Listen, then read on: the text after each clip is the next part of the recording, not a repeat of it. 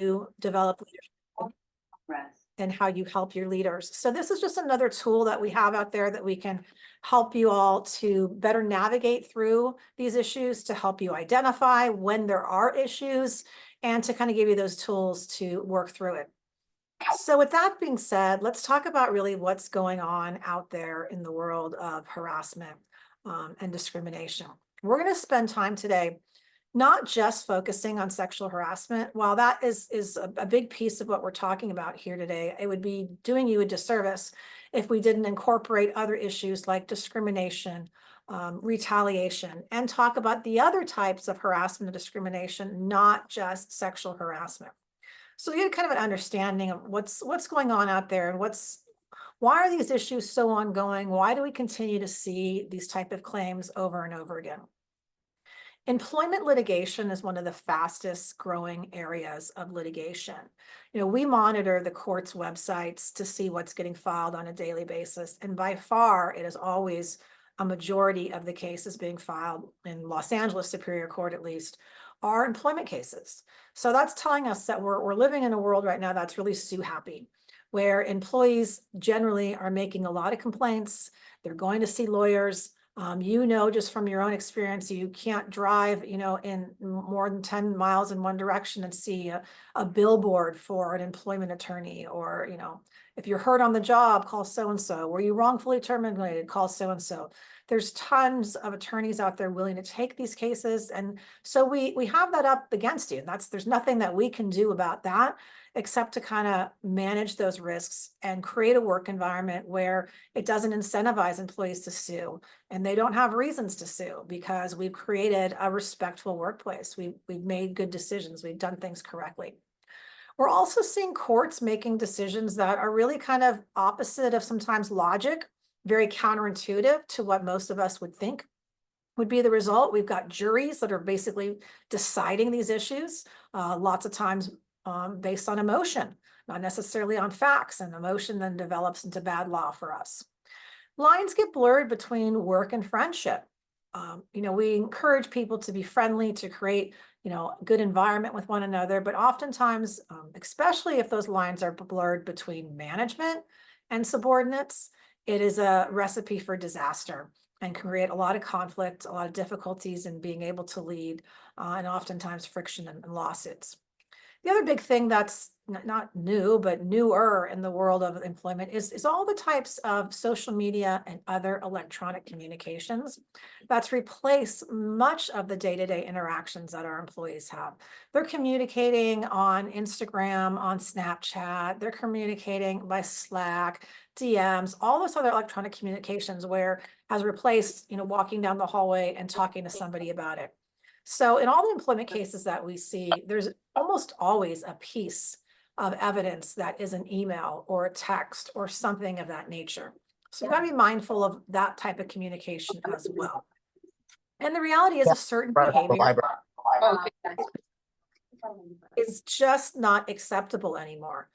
Things that you may have been able to say or talk about, or terminology in the workplace just aren't acceptable anymore. I mean, I could give you a cliche example. I mean, I think about when I entered the workforce and people called me sweetie and honey, and that was commonplace. It was considered a term of endearment.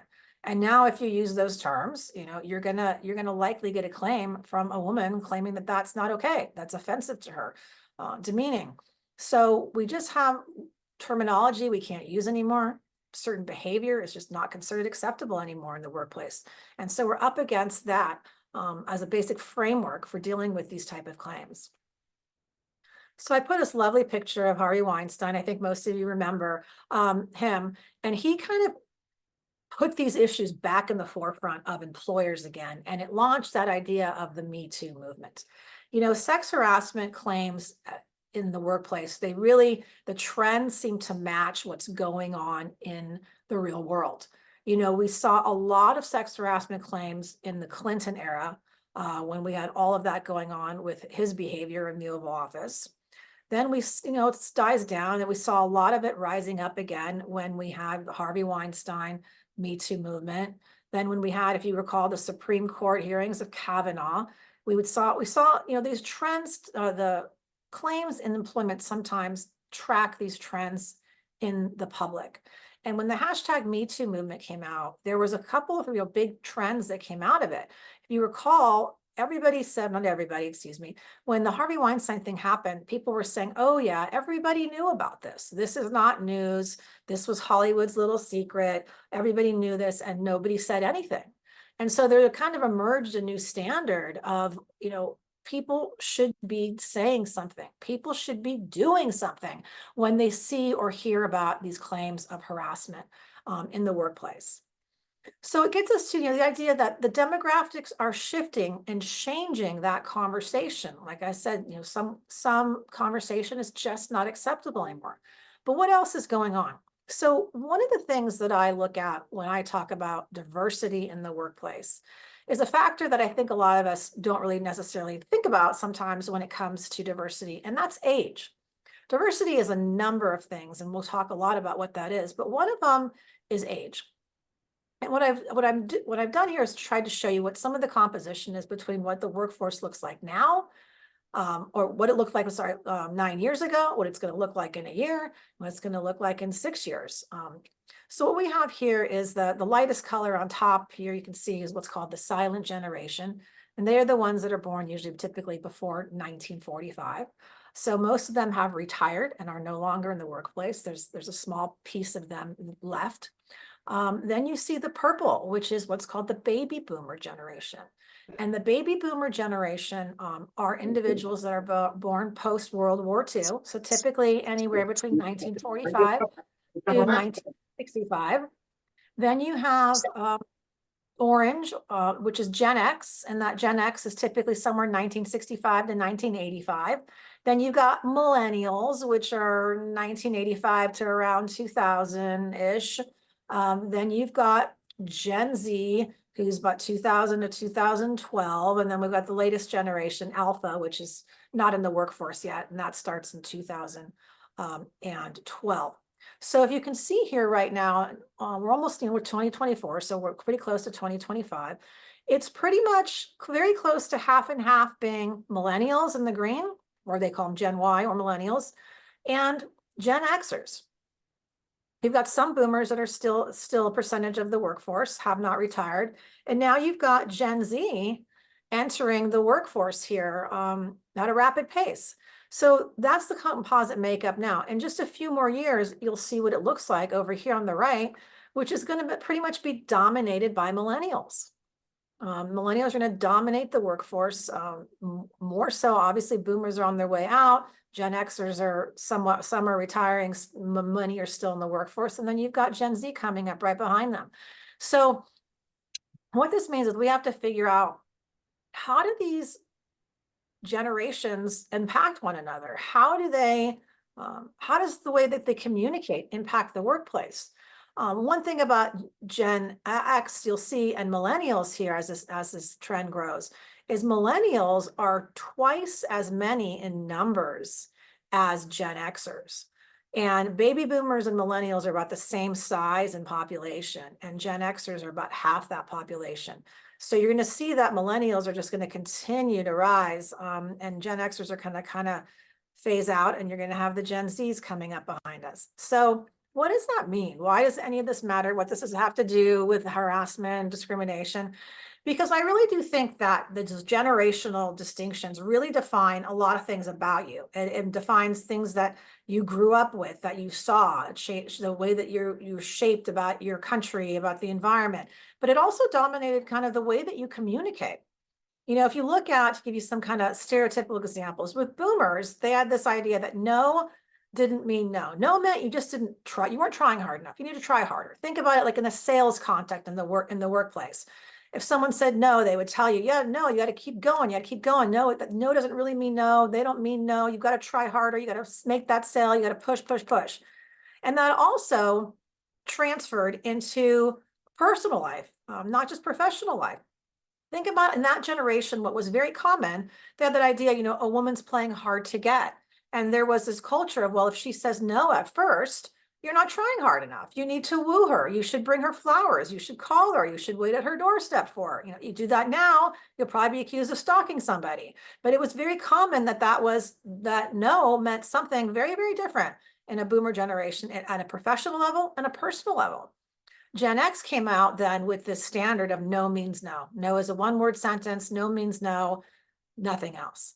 Millennials pushed it even farther and kind of came out with this no, you must have active consent or affirmative consent to touch me, to talk to me, to do this. It's not enough that it's just a no. You have to be asking and inquiring.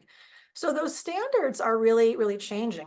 And if you think of just about, some distinctions, when we think of millennials, now get in the chat box for a second and tell me some stereotypical things you think about millennials.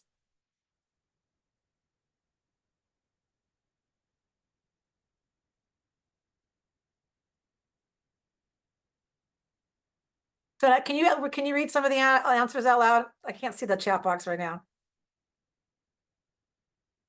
Nothing in there just yet. Okay. It can be positive or negative stereotypes, but I know you all have opinions. So let's hear if you have any opinions on millennials. And millennials, I'm sorry for picking on you for the moment. Work-life balance is very important. 2 comments. Excellent. What was the other one? Both were on work-life balance. Got it. Okay. I like that. I like that those were somewhat positive. Sometimes I hear some negative things about millennials that we don't need to necessarily share. But some of the positives is I've heard that, millennials are great with technology. Millennials have found new ways to communicate in the workplace. Millennials are the one that we can thank for pushing that work-life balance because that was a must to them.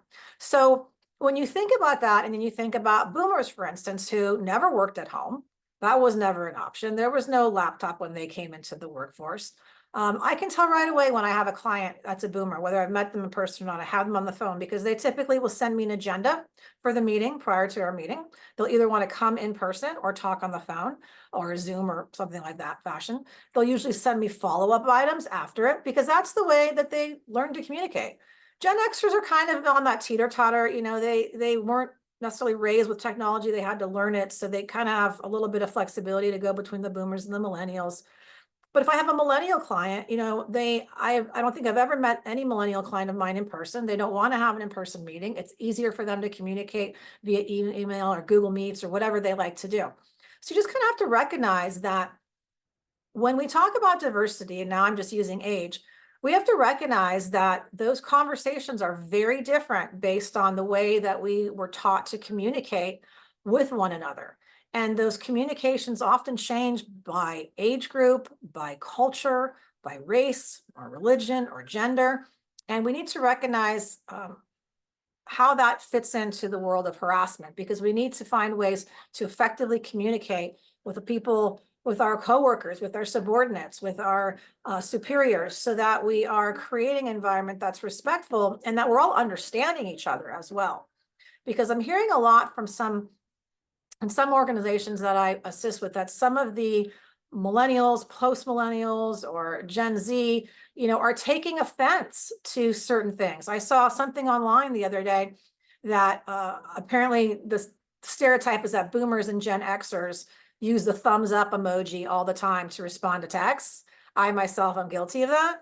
And I heard that Gen Z thinks that that's a very aggressive, that they perceive it as almost the middle finger, and they don't like it. And I bring that up a silly example. I don't know if that's true. As like I said, I do use that emoji, so that part of it is true.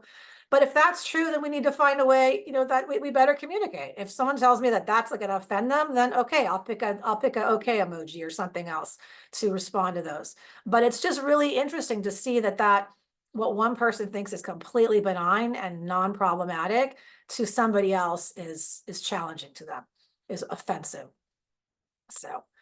So when we talked about that hashtag Me Too movement, as I mentioned, this idea of this like new legal accountability came out, where it was like there's not only harassers or perpetrators, but there's also bystanders and facilitators, meaning people who watched it, didn't say a thing, and facilitators like management that was aware of it and looked the other way or didn't address it at all. And companies started really taking notice. Organizations were saying, look, it's not enough that we are relying on the victim to come forward. We need to do better. We as leadership need to do better and learn how to recognize when there are problems and learn how to fix them. What do we do? How should we be responding to these things? So really our objectives for this afternoon are going to be several. One, employee rights, plain and simple. And it comes down to a basic right, which every employee has the right to work in a harassment and discrimination-free environment. That's it. Then we have to figure out, how do we create that environment? How do we ensure that that is what we are providing to our employees? Then we're going to talk about your organization's responsibilities. What are the responsibilities when we know about it, when we hear it, when we see it, when we have a complaint? And then managing with dignity. I think that this is such an important piece, because today we're going to talk about not only what are the legal do's and don'ts, but really some practical things. And I'm going to provide you with some of the feedback I've gotten over the years and the lawsuits that I've seen and the claims that I've seen and how to avoid those pitfalls. And oftentimes, you know, when an employee leaves, files a lawsuit, and we sit down, we take their deposition, or we interview them, so often the theme is the same. And the facts are always different, the conduct is different, but there's usually a theme when somebody feels like they've been discriminated against or harassed. And they say things like, I didn't feel respected in the workplace. I felt that I wasn't heard, I wasn't seen, or my manager would humiliate me, demean me, talk down to me in front of my peers. Basically everything that made someone feel, you know, like there was an undignified and unrespectful place to work. So it's so important that we're creating that environment of respect in the workplace and really managing our employees with dignity, with respect. And then we also have to look at the idea of, you know, recognizing unconscious bias. What is unconscious bias? You are going to spend a great deal of time on this issue with your diversity, equity, and inclusion programs. So I won't spend too much time talking about it. But other than to say that we have to recognize that we do have unconscious bias. And I think when we say that word bias, everybody gets very sensitive and thinks, I don't have bias, you know, bias is negative. Bias isn't necessarily negative. Bias can be positive in some way. You have a bias in favor of something. You think certain good things about certain people. That may be a bias, but certainly not negative. We have to recognize that who we are sitting here today is the sum total of all our experiences. That means it includes things like how are we raised? Did you were raised by a mom and a dad, or a grandma and grandpa, or a single parent, or by your aunt? That forms that creates something in you as you're being raised and as a child and as an adult. What is your education? What is your socioeconomic background? Who do you associate yourself with? What are your experiences? Did you have trauma? You know, all of these things that we have experienced in life undoubtedly create a unique us. And with that comes certain bias. And what we just want to challenge yourselves to do is to recognize that that exists, so that we can create a better gateway to communicating with people that are different than us and making sure that we are being respectful of people's differences. And we've been recognizing that they have these differences. And we're going to talk about what does that mean to really understand diversity and understanding the rights of employees and third parties. What else we're going to focus on today is where you fit into what I call the HR compliance picture. When I talk to so many managers, supervisors, leaders, they often think this is not an issue for them. This is something that HR handles. I don't get involved. It's not for me. And to some extent, there's some truth to that, because obviously we want these issues to be going through HR, and you're partnering with HR all the way through. But you are the ones that are in direct contact with employees on a daily basis. You are the ones that are seeing the behavior, hearing it. You are the ones that are most likely to get a complaint from an employee, to have them vent to you, to bring an issue to your attention. So we have to talk about what that means and kind of how do you navigate through this safely. So I just saw this cartoon a while back and I thought it was so cute. So she's a secretary talking to her boss, and she says, all the other women in the office are suing you for sexual harassment. Since you haven't sexually harassed me, I'm suing you for discrimination. And when I saw it, I was like, This is perfect for an employment lawyer because it's not that untrue. I mean, I find it funny, but what I really found to be important about it is that when employees feel like they are being singled out, getting less favorable treatment, not getting perks that other people do, it inevitably leads to claims of discrimination. They feel discriminated against. When employees think something is unfair, it typically equates to them thinking that things are unlawful.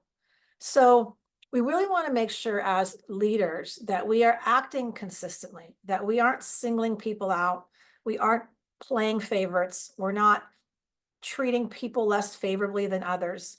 And if there is any reason why we are, it's got to be a legitimate business interest, not simply because we like them better, we get along with them better, or what. We've got to have some legitimate business interest.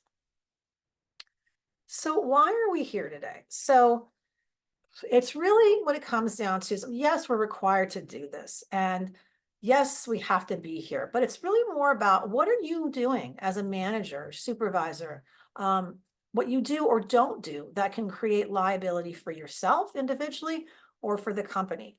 It's often very little subtle things that we do. For instance, you're walking in your work area and you see two employees talking and you can hear what they're talking about and it's inappropriate. Maybe there's nobody else around, but if you walk by them and say nothing, you've sent a very clear message to them. One, you've sent a clear message to them that you're okay with this. That kind of behavior is perfectly fine in the work environment. Now, if there was somebody there, let's say, who was uncomfortable with that content, you've now sent a message to them as well that you don't take this stuff seriously. And if they had an issue, you would probably be the last person they'd go to because they'd have the impression that this stuff is not important to you and that you don't take it seriously and you're okay with that type of behavior. So it's often the things that we don't do that are most hurtful. What we're also going to learn today is how to just plain and simple recognize harassment and other inappropriate behavior. When your behavior may cross the line and when the behavior of other people may cross the line. We're also going to learn what you must do if someone complains and what you must do if you see it going on. And I have those two words must in italics because this is a legal requirement. It's not, oh, you should do this or you can. When someone complains, you have a legal duty to act. When you see something going on that's inappropriate, you hear it, you witness it, you have a legal duty to react, to do something about it. Plain and simple, we have a legal duty to remedy the matter. We're also going to talk about what is bullying and abusive behavior in the workplace, as well as understanding the transgender rules. California made a number of changes to our state law a few years ago to add language defining bullying and abusive behavior, as well as overhauling the regulations dealing with gender discrimination in the workplace, which includes these new transgender rules, which we will talk about. Okay, so that's just kind of the background information, if you will, of what's going on, what we're going to focus on, and what really are these issues that we're going to pay attention to today. We're going to talk about what's called EEO basics, okay? Equal Employment Opportunity Employer. You've probably seen that everywhere on every application you've ever filled out, on paperwork. It says that we are an EEO employer. So what does it mean to be an EEO employer? It means three things. It means we can't engage in discrimination, harassment, or retaliation. It means that we can't discriminate, which means to consider any EEO basis when making a decision about an applicant or an employee or an intern or volunteers. And it means we also can't retaliate against an individual because that individual made a complaint or they complained about somebody else's rights. So for instance, if someone comes to you and says, hey boss, I'm okay, but I think Catherine's being sexually harassed. Our instinct might be, well, okay, I appreciate the feedback, but if Catherine has a complaint, tell her to come to me. We can't do that. That's now a complaint and that person has complained. And they are protected now from any retaliation because they made a complaint, basically championing for the rights of somebody else. So that begs the question of what is retaliation? Put some answers in the chat box. What do you think would be some way that we could retaliate against an employee? What do you think? How could we retaliate against an employee for bringing forth an issue? A complaint of harassment or discrimination? What do we have the power to do to them?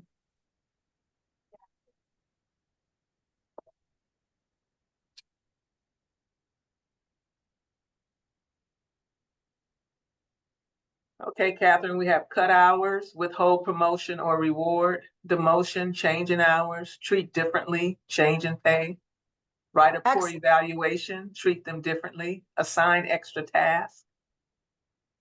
You guys know these too well. I'm getting a little concerned. No,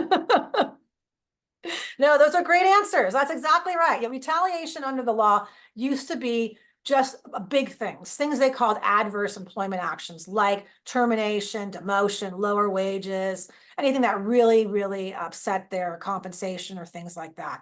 But it also has been expanded under the law to be a lot of little things, like you all mentioned, excluding them, ignoring them, refusing to work with them, unfair criticism, sabotaging work career, being a barrier for advancement.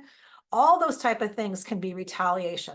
What the courts have essentially said is that retaliation is any course of conduct that taken together as a whole would deter somebody from complaining.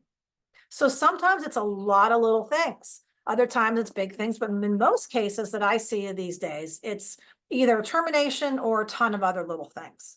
And I've seen one where, oh, I complained about my supervisor and they never ask me to lunch anymore. They don't say hi when they walk by me in the morning. I feel excluded from the group. So it's a whole host of behavior that's designed to make them feel uncomfortable. This one about down here about barrier for advancement. I was dealing with a case in a hospital a few years ago where a woman complained about harassment against, she was a doctor and he was a doctor, very different levels. And, she claimed that she complained, nothing was really done. And so one of the things that she did was she removed herself from that department and put herself somewhere else where really it wasn't, she couldn't advance her career as quickly in this new area. There wasn't as much opportunity for growth. She also claimed that he was on a number of committees that ultimately impacted her compensation and her growth, and that by him being on there, he was blocking her from participating because she didn't want to be a part of those committees. So we have to look at all those things that might be kind of implied retaliation that someone may not necessarily be doing, but if we're not remedying it and the person now is choosing to not be around that person, that may be retaliatory behavior as well.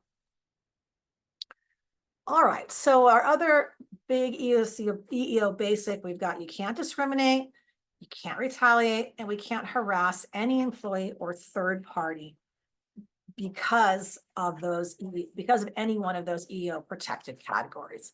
So that begs the question then is, what are the protected categories in California? Go to your chat box, let me know what categories do you think are protected?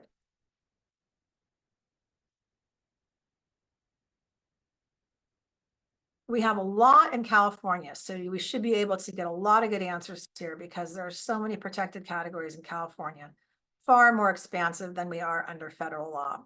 Gender, race, religion, age, pregnant Fabulous. individuals, disability, Yep. sexual orientation. Absolutely. All right, well, that's a great start. I'm going to put up all of them over here, and there's probably more that I missed. And California regularly revises its anti-discrimination statute, so I'm sure we will see more in the future. But yeah, we've got race, we've got national origin, we've got age. Age is only applies if you are 40 plus. And if you are under 40, it does not apply in reverse. So 25-year-old cannot claim that they are being subjected to age discrimination. You have both a federal government and state government basically announcing that if you are 40 or older, you are considered old. So for those of us on the line that are in that category, that's pretty depressing. So gender, sex, religion, color, gender identity, gender expression, marital status, physical and mental disabilities. This is a big one where, I mean, we could honestly spend 3 hours on just managing physical and mental disabilities. So I'm not going to spend a whole lot of time on that right now. But what I will say is that we're really seeing, as you all know, being in the field that you're in, we're seeing really an increase in mental health issues becoming a part of the workplace.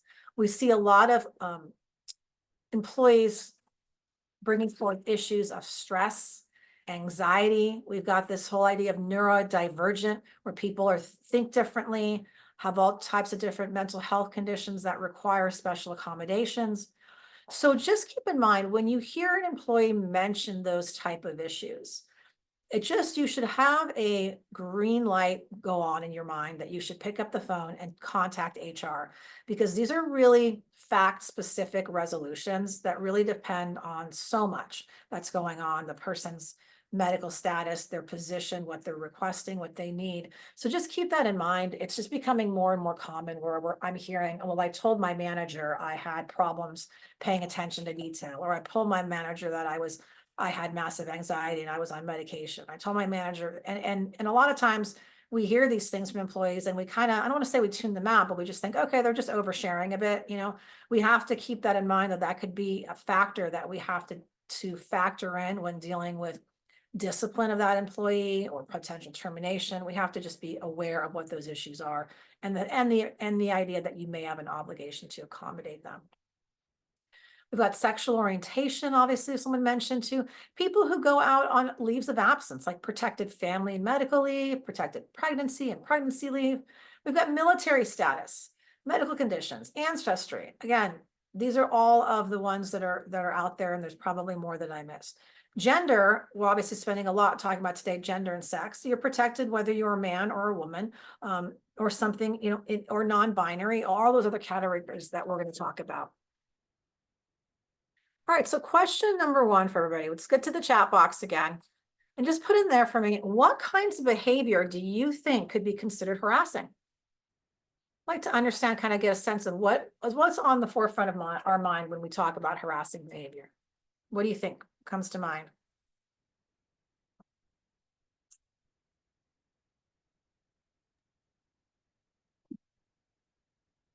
There's no wrong answers. There's so many different kinds of behavior that could be considered harassing. Let's see what everybody thinks about it.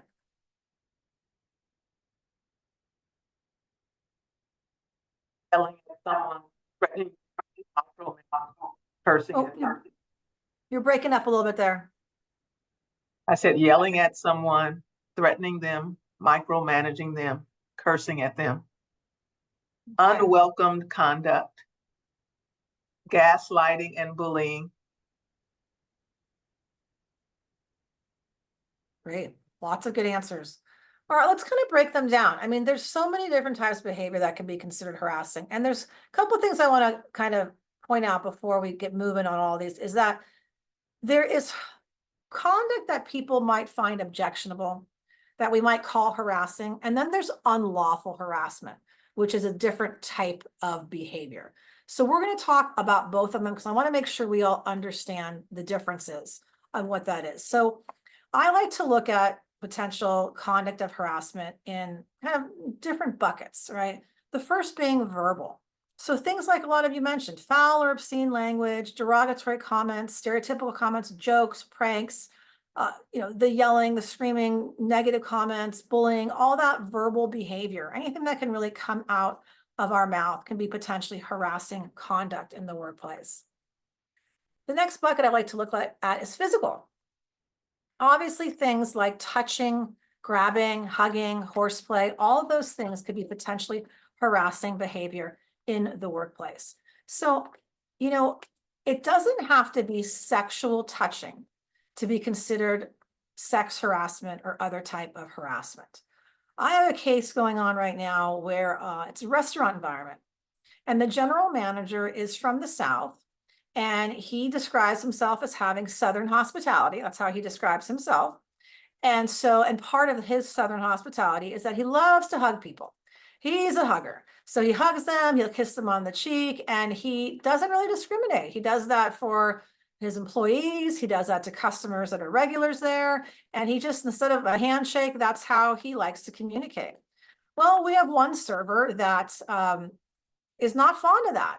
And he's made a claim. It's not just this behavior, other behaviors as well. But one of the things he claimed was that, he was always hugging him. He claimed that the hugs lingered too long, that they felt more sexual than anything else. He claimed at one time his hand was on kind of like the small of his back by his belt buckle, and he was very uncomfortable by that. So we have to keep in mind that sometimes what is acceptable behavior for us may not be received that way by people. Other things we have to remind ourselves about is, what are the mannerisms that you're engaging in? And I am the first one to offend these rules. I had a secretary years ago. When she would type on the computer, I would sometimes come up behind her so I could see better on the monitor, and I'd lean over her and I'd kind of look at what she was doing. And occasionally, I guess I would like put my hand on her shoulders. I was leaning over, and she finally said to me one day, and I'm thankful that she did. She's like, it really is making me very, very uncomfortable that you're standing so close. It makes me nervous, and then I can't type. I don't, I need more physical space. You're kind of invading it a little too much. And, she was absolutely right. Like that was something that was considered offensive to her, was problematic. And so I try to be mindful of that. We all have different ideas of what's acceptable or not. And, I happen to be one of those people that I am a toucher. Once I, heard that, I kind of had to really go back and look at my behavior. And I realized that when I talk to people, sometimes I touch their arm when I'm talking to them. Sometimes I touch their shoulder. And I am so mindful of it, particularly in the field that I'm in, obviously. But you just have to, look at what are some of the mannerisms that you're doing. Are you, mindful of that physical space? Are you touching? Are you hugging? Are you engaging in those behaviors that might be problematic? And when I talk about, engaging in these behaviors, I'm not talking about just anybody on this call who's doing it, but I'm talking about also so that you're mindful of these behaviors when you're observing your employees and people that you supervise, so that you can recognize when some of this conduct might not be acceptable. Okay, so we've got our verbal, we've got our physical. Now we have the other category of course, visual and written. I will tell you this, in all the sex harassment cases that come across my desk or in our office, there is almost always an element of electronic communications, whether that's emails, social media, text, the Instagram, the Snapchat, Slack, DMs, whatever it might be. Almost always there's some piece of it. And the other side will always ask for, send me all the emails between these two people. Send me all of this. I mean, some of you may have heard of it. There was a law firm recently, a few months ago, I think it was last summer at this point, where a couple of the lawyers left and started their own firm. And the original firm, what we all think, they were just trying to smear their name, well, who knows, whatever. They claimed that they got an anonymous complaint from somebody in the workplace that said, these two people who left are engaging in really inappropriate discussions. Go search their emails.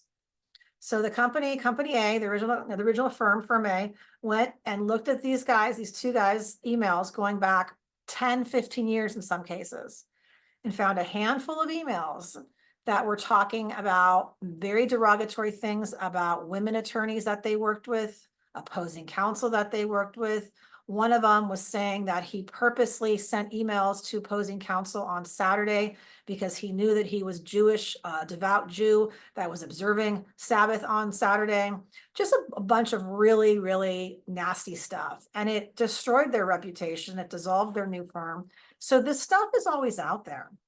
I had another one that involved Snapchat. And for those of you who don't know, and I'm not a really good Snapchat user myself, so I might be wrong, but on Snapchat, which is a social media platform, you can post pictures, but they go away in like 15 or 30 seconds or something. So it's literally supposed to be kind of like an instant communicator.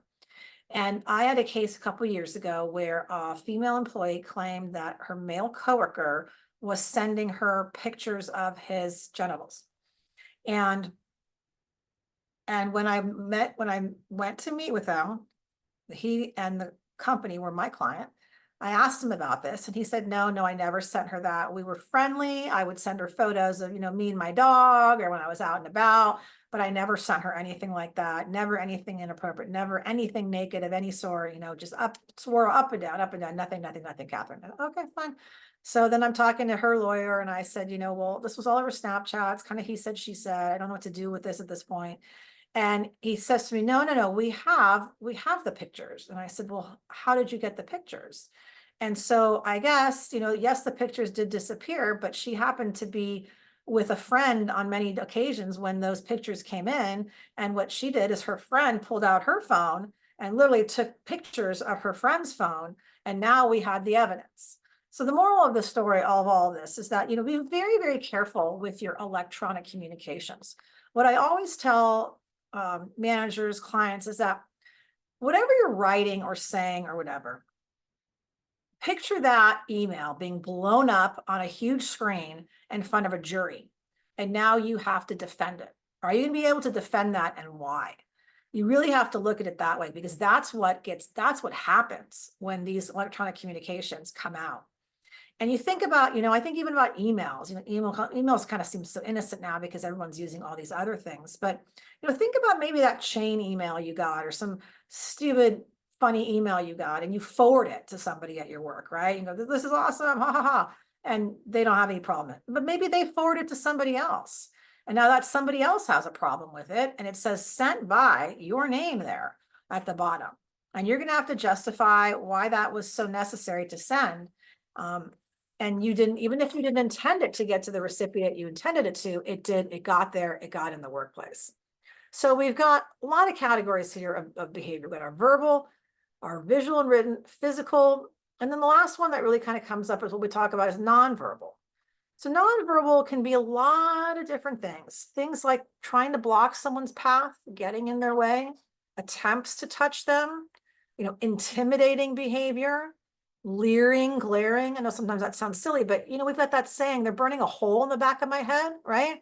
I mean, when somebody is staring at you, and you certainly know, or if it feels creepy or if it feels threatening.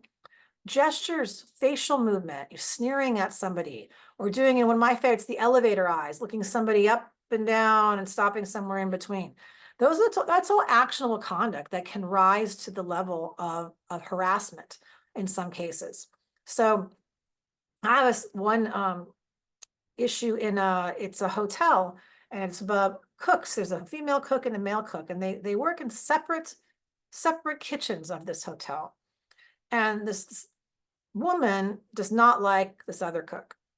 And she says that he's constantly doing things to harass and intimidate her. And so we asked her, well, what is he doing? Well, he comes into my kitchen when I'm the only one there and tries to talk to me.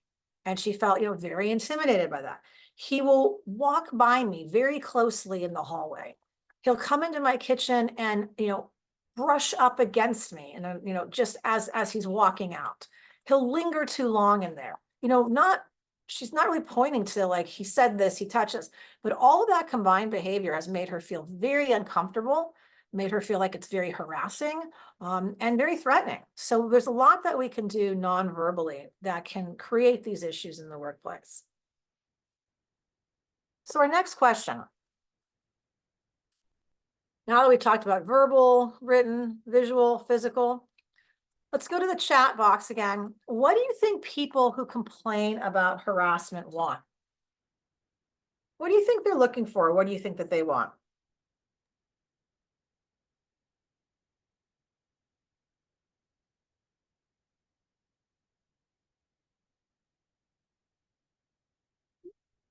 Any ideas? What comes to mind when you think about what people who complain? What do you think they want? A response, someone to look into it and address it. Good. Resolution to the problem. To be heard and action. Harassment to stop. To be treated better. Respect. To be treated with dignity. To feel safe. Excellent responses. I think they're all right. I think those are all things that people want. I typically will say something like, I think they want it to stop. I think the number one thing is when people are complaining about harassing behavior, the number one concern is, I just want the behavior to stop. And then that flows from that, yes, the respect, dignity, resolution, all of those things. So we got to keep that in mind when people are complaining. You know, sometimes we think, oh, they're just complaining because this or that, or they just got disciplined, or they want this. But let's look at it from that great frame of mind that all those responses came from, which sounds like you already are, which is we just want to address the situation, get the behavior to stop. So we talked about, you know, why are we here as a collective group? Obviously, we have to do this. It's a great idea to get everybody together, to have the opportunity to address these issues. But why are you here individually? Why should you care about these issues? There's lots of reasons, but from the legal standpoint, it's because of this. All the employment laws say something like the employer shall not. The employer shall not discriminate on the basis of race, color, religion. The employer shall not harass an employee based on gender. So that begs the question of then, who is the employer? We're talking about the employer. We know what the name of your employer is. It's Paro Los Niños, right? We know that. That's the employer. But who is the employer? What essentially this means under the eyes of the law is that if you are on this call, if you're on the Zoom, you are the employer. It's a very low threshold in California as to who is what they call a supervisor, a very generic term. So if I use the word supervisor or manager today, understand that I am talking about you. It's pretty much anybody who's able to direct the work of other employees, plain and simple, on any sort of level. And it also includes a lot more, but that's just kind of the simplest way of putting it. So what this means is that you are one and the same in the employer. If you say it, the organization is saying it. If you ignore it, the organization has ignored it. So your actions are directly, well, however you behave, the organization is liable for your actions. This also means personal liability for harassment claims. In California, most employment-related claims, a person can only sue the organization. They can't sue the individual. So if they're claiming discrimination or they're claiming harassment, there's no mechanism to bring in an individual personally. But California says, well, harassment's different. Harassment, you can be sued personally on that. So it's a reason, if you have no other reason to care, this is a big reason to care. But I know that you do because you care about the culture of your work environment. So when do you stop being PLN representative? Okay, I've told you now that you are one and the same. You are the employer is you. So when does that stop? I like to say it plain and simple as never. It really doesn't stop. The way I like to look at it is that you are on 24/7 when employees are in the picture for both conduct on and off the job.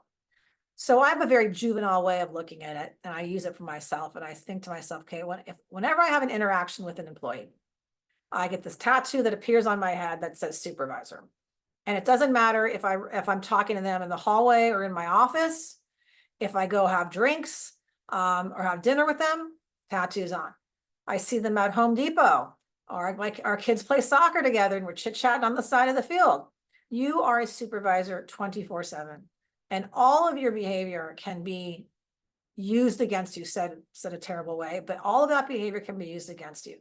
I had one case years ago where a supervisor was in line. This is how old it was, when you had to stand in line for the movie theater, when there used to be lines. You just didn't buy your ticket online.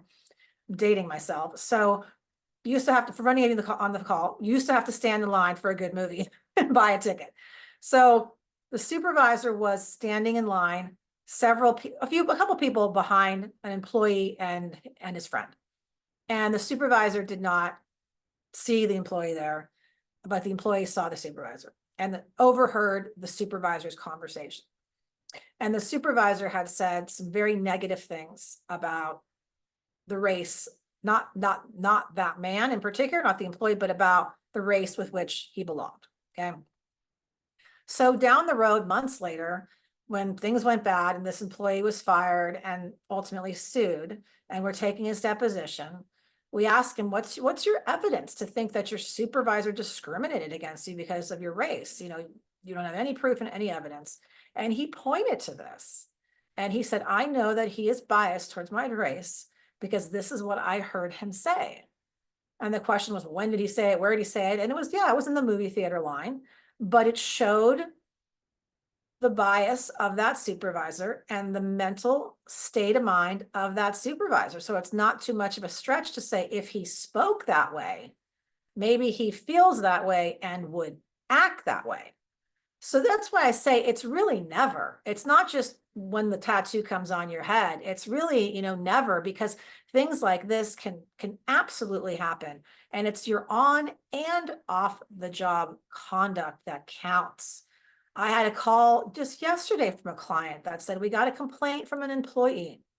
A manager and some employees were on a business trip offsite, doing some quality assurance stuff for a client. They all went, as this happens typically on business trips, they all went out for drinks and dinner afterwards. Supervisor got way too drunk, said a lot of nasty and inappropriate things to her. And now here we are, we're dealing with an internal complaint addressing this, where it's, really off the job conduct that's now coming back into the workplace. The reality is there's no such thing as an off the record discussion or encounter with an employee. I'm always shocked to hear how often this phrase still gets used. And people use it all the time. I mean, I have people come up to me sometimes and say, I want to talk to you, but it's off the record. And they use the air quotes, like somehow that makes it better. Now it's really off the record. Nothing you say to an employee is off the record. Everything that you say to them is being said to them as the organization's representative. You don't get that luxury in California to have an off the record discussion or to have a friend conversation with somebody. You don't, because you are carrying that burden of being a PLN representative at all times. So you need to be really mindful of that. I had a case a long time ago where an employee came to a supervisor and said, I'm having some issues. I don't remember exactly what those issues were.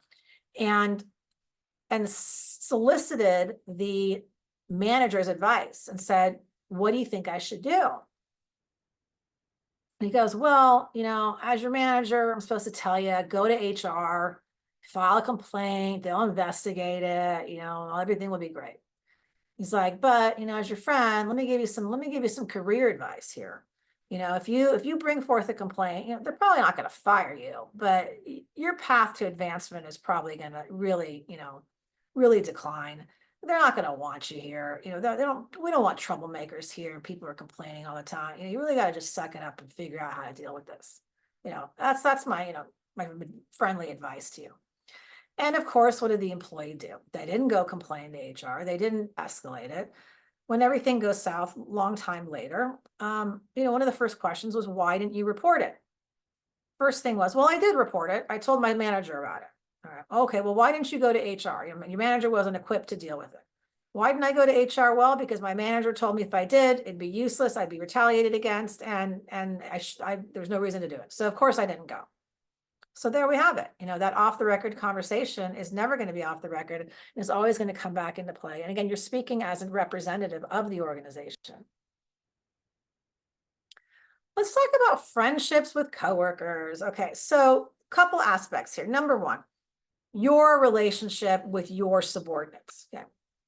I can't govern your morality or tell you what to do, nor do I want to, but what I can just share with you is where I've seen things gone wrong. And friendships between managers and subordinates are really, really tricky and almost always end up harming the leader, the manager. Because when you have a personal relationship with a subordinate, number one, everybody else assumes that you are playing favorites, that this person is getting special treatment, that they aren't being held to the same standards. That's just the assumption. That's going to be the perception, and you're not going to be able to walk away from that.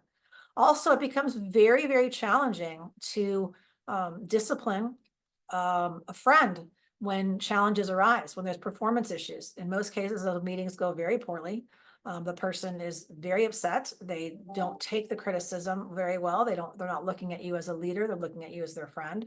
So it has the opportunity to really create issues. Also, as we know, when you have friendships with people, you're not watching every word. You're saying whatever comes out of your mouth. And sometimes that might not be what you would ever say to a different subordinate if you're sitting in an office, you're sitting in a classroom. It just isn't, because you're really monitoring your speech more. So lots of times when these relationships go south, we often hear, oh, she talked about this, and she doesn't like these people, and we talk the politics, and and you're going to get all that stuff coming out that friends typically talk about that probably isn't appropriate for the workplace in many occasions. And so it can be really detrimental to you. So in my opinion, I would really try to keep those lines and those boundaries very clear between you and your subordinates. You can be friendly, you can be compassionate, but there's a difference between being friendly and having friendships outside of work. It's also important for you to understand when you now have coworkers that have friendships, right? Because that's something that's sometimes difficult to manage as well.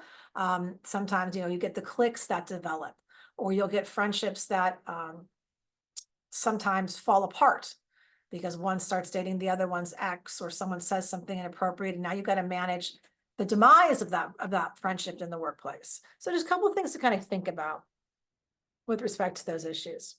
So I want to bring up a scenario that I know has come up in my own life and world, and comes up a lot in the workplace. So you have someone that comes to you and they say, I want to tell you something, but I don't want you to do anything about it. Or please don't say anything. Please don't go to HR. A couple of things I want to talk about you with this first is, one, I don't think people really mean that. I think when they say, I want to tell you something, but I don't want you to do anything about it, they're really saying, I want to tell you something. I do want you to do something about it, but I don't want anyone to know it was me who complained. Or I'm afraid of retaliation, so I don't want to say anything. That's the one I kind of hear, I think, the most, is I'm afraid of being retaliated against. Please don't say anything. And I just had a client call me last week about this, whereas it was exactly this. She went to her manager. She said, please don't do anything. He went to HR, didn't bother to tell HR that she said it this way.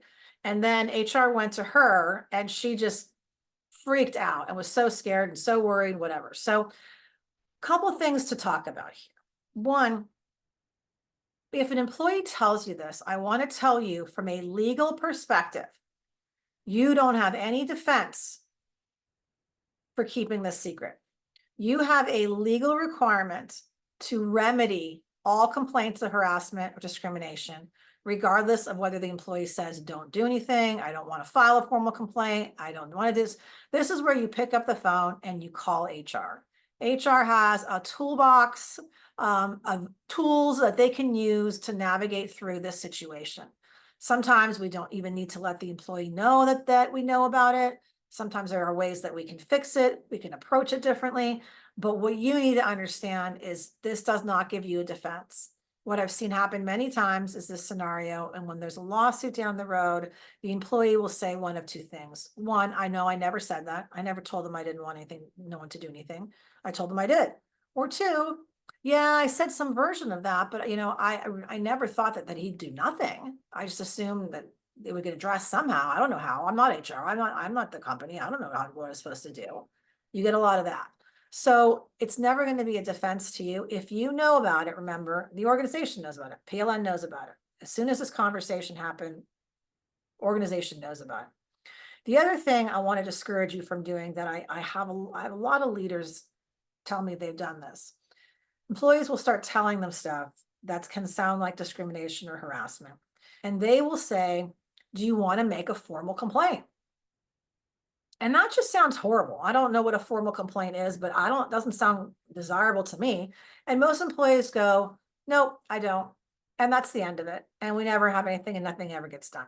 Well, I'm here to tell you, there's no such thing as a formal or informal complaint. California has made it very clear that if an employee raises issues of harassment or discrimination, it does not have to be in writing, number one. It can absolutely be verbal, and it can go to anybody who's considered a supervisor or manager. Once those words have been said, behavior has been conveyed, the company now has an obligation to do something about it. So you have that legal obligation as soon as you know about it, even if someone says it's not a formal complaint, even if they say don't do anything about it. So just really keep that in mind so that you don't put yourself in harm's way. So I say, harassment is really bad any way that you look at it. From an organization's perspective, it really is damaging because it can destroy morale, camaraderie, teamwork. You know, the person who feels that they're being harassed is feeling, as you all said, not dignified, not respected, not all of that. Oftentimes, you know, it becomes kind of a rumor mill. People start talking about it, become less effective, create teams, cliques, it's these against them now. And it becomes very bad for business. You don't want a headline out there that this organization that's so amazing, that does all this good, has claims of discrimination and harassment. It's bad for business. And of course, it's very costly to manage legal fees, but also importantly, management time that's spent in depositions, in meetings with me, and talking and gathering documents and pulling everything together. We don't want to create that type of waste of time and take time away from what you're there to do, which is important. What about from your perspective? So that was kind of from the organization's perspective, but from a personal perspective, you know, it could be a career altering event. Think about if you had to go home tonight and talk to your spouse, your kids, partner, you know, your dog, whoever it is you talk to at the end of the day. And you had to come to the realization that, oh my gosh, I've been accused of sex harassment. Think about how that would impact your personal life, your family life, your reputation. I mean, I've had so many claims where an individual defendant, and we represent an individual defendant and a company in these claims. And, you know, I've got people saying, please don't send anything to my house. I can't, I don't want my spouse to know. I don't want my kids to see any of this. I don't want people to know I'm being sued. And it can be very, very damaged to reputation. Also productivity. How are you going to be viewed now? Is your reputation going to be damaged? Will you be as effective as a leader? These are all things that we need to, you know, think about that as we look at all this. Excuse me. So I talk about beliefs a lot and how they really matter, because as I've dealt with these issues for over 20 plus years, so much of what I think happens in claims of harassment, not all of them, but it's really about how the person perceives that other person and the relationship between the parties that really makes a huge difference. So I'm going to give you an example. You know, make it apply to your work area. We've got so many different people and positions on the phone. I can't customize it to every individual, but I'm going to give you kind of generic scenario. So let's say, picture somebody you've worked with through the course of your career that you were not very fond of, you disliked, maybe you didn't respect them, maybe you had some friction with them in the past, whatever, just somebody that, not your people. And let's say it's near the end of your workday, and they kind of come racing towards you with a stack of papers or some sort of task or project for you to do. And they say, can you please handle this? I've got an emergency. I've got to get out of here. I don't have time to explain. Thanks a lot. Bye. They kind of dump it on you. Yeah. Now, because of your relationship with this person, you don't like them, you don't respect them, you have a history of friction, whatever it may be. Your initial thought may be something like, something very negative, like, I can't believe they did that. What a jerk. They're so lazy. They're always passing their work on to me and other people. Can't believe they would just take off like that. So you're perceiving what's happening. Now you're interpreting it. Now that's going to become your belief. Like, this person did it to me because they're a jerk. They've always been a jerk. I don't like them. And so you're just going to be upset about it. That's going to be your perception, your belief about what happened. So let's take something, the flip side of this. Let's picture somebody that you really like, someone who you have a good work relationship with, someone you respect, maybe someone you're friendly with, just a positive person in your work life. Similar scenario. They come kind of racing at you near the end of the day, dump something in your lap and say, gosh, I'm so sorry. I got an emergency. I don't have time to explain. Can you please handle this for me? Thanks so much. Bye. And they leave. Now, your first instinct there is you care, you like them. Your first instinct there might be, gosh, I hope they're okay. I wonder what emergency it was. I hope everything's all right. More of a caring kind of tone. Then you're going to interpret it and say, okay, well, you know what? All right, great. Okay, so I got to stay a little longer, finish this. No big deal. I know they would help me out if I needed it. And then that becomes what happened in your mind. That's the belief that you have about that scenario. That's what happened. They are a dear friend who had an emergency and they needed help, and I had no problem helping them. That became what happened to you. So when you look at those two examples, keep in mind, what's happening there is the message is the same. The conduct is the same. The message is the same, but the messenger is different. And as a result, you interpreted that scenario two completely different ways. Okay. So what I want you to think about that for purposes of your work life is that, one, How are people perceiving you? How are your subordinates perceiving you? How are they receiving the information? Could they describe you as trustworthy, as respectful, as kind? How are they? What is that relationship that you have with them such that they will perceive things better from you? You know, when you give constructive criticism, how is that received? Is it, okay, thanks, I appreciate that. It's going to give me an opportunity to improve. Or do they go, she's always, she's always picking at me. She can never say anything positive about me and thinks I'm terrible. The same message was going to be interpreted very differently based on how you behave. It's also important to remember this kind of example when, we're looking at employees interacting with one another. So oftentimes it's not what's being said, the old saying, it's not what you say, it's how you say it, right? And so I know that you all spend a lot of time working on building building relationship with your subordinates and your coworkers. So I don't think this is an issue for all of you, but I want to just point it out so that you understand sometimes how we get issues of harassment. Sometimes we think, oh gosh, why is he or she overreacting? You think it's an overreaction to the situation. And maybe not an overreaction, but a reaction to the relationship more than what is being said.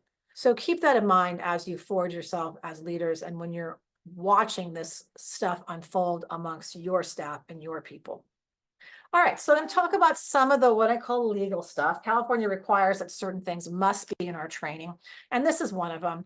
And it's just to talk about what are those basic laws that we're talking about? Where are these protections coming from? And the first one, of course, comes from our federal law. It's called Title VII of the Civil Rights Act of 1964. Obviously, been in effect since 1964. It is not nearly as expansive as the California law, which is known as the California Fair Employment and Housing Act, often referred to in the acronym of FEHA, F-E-H-A. FEHA is much more expansive than federal law. FEHA covers all those protected categories that we talked about earlier. The feds, I think, only cover 5: age, race, gender, disability, maybe one other, I can't remember. And so the feds are much less restrictive. So if you worked in other states before, we have a lot more protections in California than many other states, and certainly more than the federal laws. And these are the laws that essentially say you can't discriminate, you can't harass, all the things that we've been talking about. That's where they're coming from, Title VII and the FEHA. So plain and simple though, sex harassment is a form of gender discrimination. It is illegal everywhere in every state in the United States. That is one protection that is uniform. And what is unique about harassment is that the law says you only need to have one employee. So, sometimes you hear those laws that say you got to have 50 employees for this or 100 employees that trigger this. Not so for harassment. If an organization has one employee, they are covered. So that's kind of how serious the tone is about harassment claims in this country, because we're going to cover every workplace. We're not just going to cover the bigger ones. We're going to cover all workplaces and protect everybody in all workplaces. So what are the methods of prevention? So prevention happens on so many different levels. One, we talk to employees at the time of hire. Okay, so yes, many of you, most of you, all of you on this call are not the ones sitting with an employee at orientation and handing them the policies and going through it and all that. But at some point, a new employee comes to you. Whether you train them, you show them around, you interact with them, you get to know them, take that opportunity to say some good things about your organization, because there are so many good things to say about your organization. Talk to them and say, look, we take issues really seriously here. If you have any problems in the future, you can come to me. You can come to any other manager. You can go to HR. We really are on top of these issues. We pay attention to them. We spend a lot of time training and talking about these issues. So come to me, and what you've done at that point is you set a really good foundation for that employee to go, I know exactly who I can go to. That's going to validate my feelings. That's going to understand if there's speech or language or behavior that is not in line with the culture of the company. They know that from the beginning now. You've set that stage for them. And they can never come back and say, well, I didn't know who to go to. I didn't know who to talk to. I was never told about it. You're setting that stage. We also have posters in the lunchrooms and other areas by time clocks and things like that.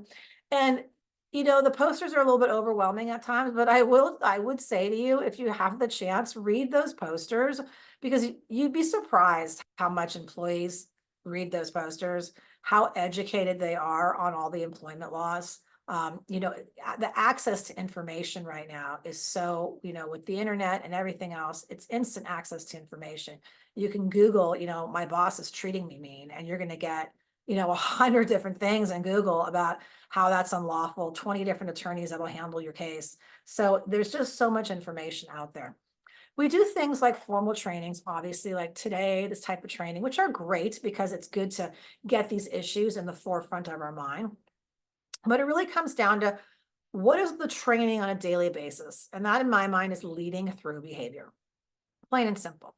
If you're the one making inappropriate jokes, and some people are laughing at them, some people maybe aren't. Now you've said two things by doing that. You've said one to the people who might do it now on their own, is that it's totally okay with you, and there's no problem with that type of conduct in the workplace.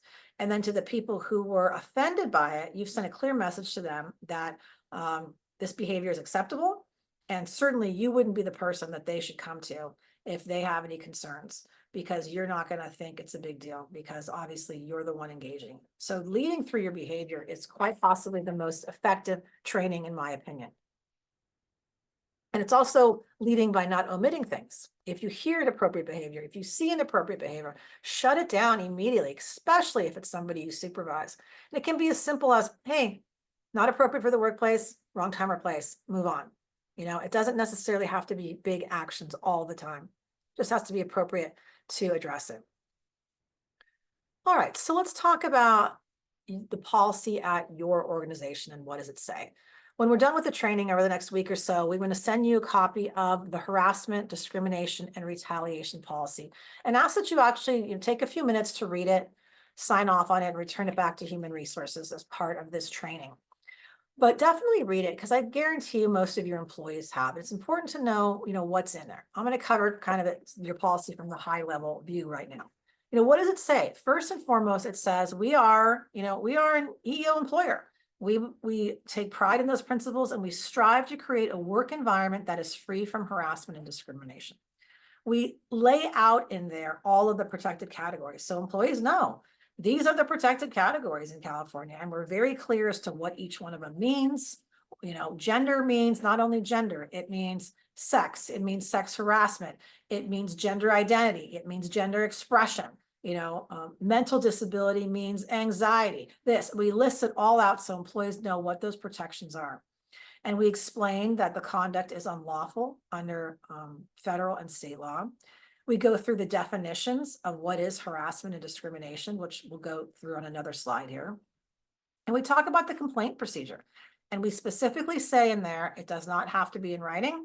It can be verbal, and you can direct it to any manager, any supervisor, human resources, and we have to address it. It explains to them that we will conduct an investigation that must be prompt, fair, conducted by somebody who does not have a pony in the race, that's totally impartial, so that they are not, quote unquote, biased, right? We also explain to them that they will not be subjected to retaliation for a number of things: for complaining, for participating or providing evidence during the investigation, for making a complaint with a government agency about these topics.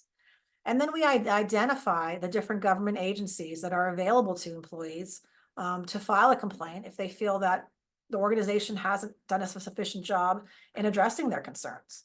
And in California, we have what's called the California Civil Rights Division, or the CRD. It used to be called the Department of Fair Employment and Housing. They changed it last year. And then there's also a federal agency that's known as the Equal Employment Opportunity Commission, or the EEOC. And we include all of that information in this policy so employees know exactly what are their protections, what they can expect us to do, and what the results might be of any resulting investigation. So again, when the policy is sent out to you, please respond, please read it, and sign it and send it back so we've got a copy that you've gone through it. Okay, as I mentioned before, we encourage that bystander empowerment to speak up or express disapproval or say something. in our policy, again, we specifically say that managers are required when it's broadly written in the policy to say, if there's anything that you observe that you feel is a violation of this policy, you are required to report it to HR. So that's whether you have a conversation with an employee, someone actually complains to you, you overhear it, you see it, someone tells you about it, all of those things are going to trigger your obligation to pick up the phone, report it to human resources. All right, this is a good natural stopping point for a minute. So I'm going to give you all about a 5-minute break to take a stretch break, bathroom break, whatever you need, and come back at 3:30. Does that work? You can give me 5, 6, 7 minutes. All right, back at 3:30 and we'll promptly resume. Okay, thanks, Catherine. Thanks. Mhm.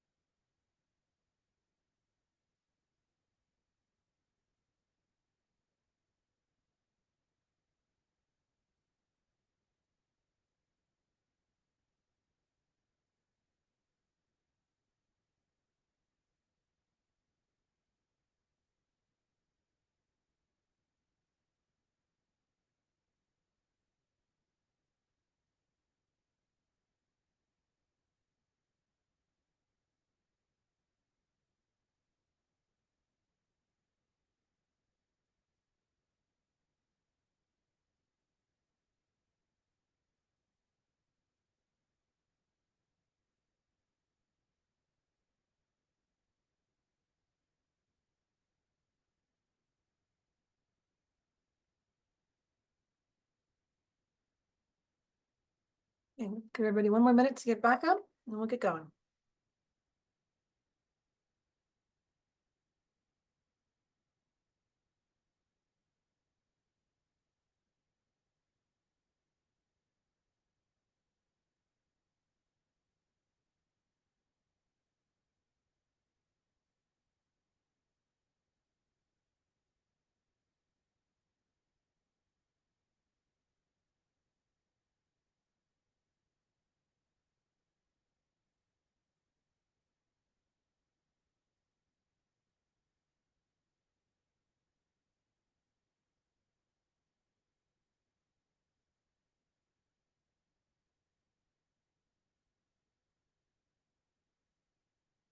All right, everybody.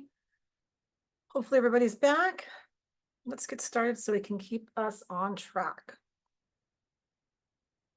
All right, so let's now talk about what is sex harassment or harassment, unlawful sexual harassment. We've talked a lot about inappropriate behavior, things that we think are problematic, but what actually is unlawful harassment? Because we hear that word thrown around so much, right? I'm being harassed, I'm working in a hostile work environment. Let's talk about really what it is, okay? First, what I call kind of key terms. One of them is the difference between intent and impact. Unfortunately, in the world of harassment, your intent does not matter. What that means is it matters how the conduct was received. So if I come up to you and my intention is to tell you a joke that I think is going to make you laugh and cheer up your day, and instead you're horribly offended by it, I don't get any pass for that. It's if the behavior was problematic to begin with, you now run the risk that it may impact somebody in a negative way. So what your intentions are, unfortunately, doesn't matter, but it's how the conduct is being received. Other key terms in the world of harassment is the difference between consensual and welcome. Somebody said early on in the chat box when I said, what conduct can be considered harassing? And someone said unwelcome. And I love that because that is the true term. The one of the key tests in the law, it says the conduct must be unwelcome. It doesn't say the conduct is non-consensual, and I'll tell you why. It's a big difference. So if somebody came up to me and said something that offended me or told me an inappropriate joke, what might I have to do to show them that I don't consent to the behavior? Something affirmative. I'd have to say, I don't like that, slap them, kick them, do something to show I'm not consenting to this behavior. Consent requires an affirmation. Whereas opposed, unwelcome doesn't require me to do anything. If you come up to me and start saying inappropriate things to me and I just kind of look at you and okay, you smile and nod or nervous giggle or something, I can demonstrate that I felt that conduct was unwelcome. I'm not doing anything to encourage you to participate in that behavior. So I can say that conduct's unwelcome. And that's a tough standard because what that means is we may be doing or saying things that people are feeling is not appropriate, but they haven't told us. And so it's a really tough standard to kind of understand. So that's why it's like you run that risk if you engage in any inappropriate behavior, that someone may perceive it as unwelcome. Now, if someone's participating, if someone comes up to me, tells me an inappropriate joke, and I laugh, and then I say, that's a really good one, but I got a better one. Now you know that I'm at least participating, I'm welcoming that behavior. But you always have to be mindful of people around you that might not welcome that behavior. Other key terms are unwanted sexual advances, of course, requests for sexual favors, of course, we know these things, right? Or other verbal or physical conduct of a sexual nature. That's the kind of stuff that we were talking about. When it's one of two things, and it's exchange or a hostile work environment. So there's this idea of quid pro quo sexual harassment, an exchange to get something good or to avoid something bad. This is the stuff that we heard about with the Harvey Weinstein stuff. It was, okay, if you want to get that part in that movie, you have to sleep with me. You have to do these things. If you don't want to be blackballed to avoid something bad, you will do these things. It doesn't have to be as explicit as that. It can also be implied. You allow me to touch you on the arm and lean in close in exchange for me continuing to give you raises and promotions and permitting you to take time off and coming in late. It can be really implied. We see a lot of those cases where people say, I felt I had to. I felt I had to allow to hear these jokes or comments because my boss, continued to advance me or allowed me to, break some of the rules or whatever it may be. So we see a lot of implied cases as well. We also see mostly what the cases are that get to a courtroom are hostile work environment cases. And we hear that a lot of time, hostile work environment, right? Well, what is an unlawful hostile work environment versus an lawful hostile work environment, I guess, if you could say it that way.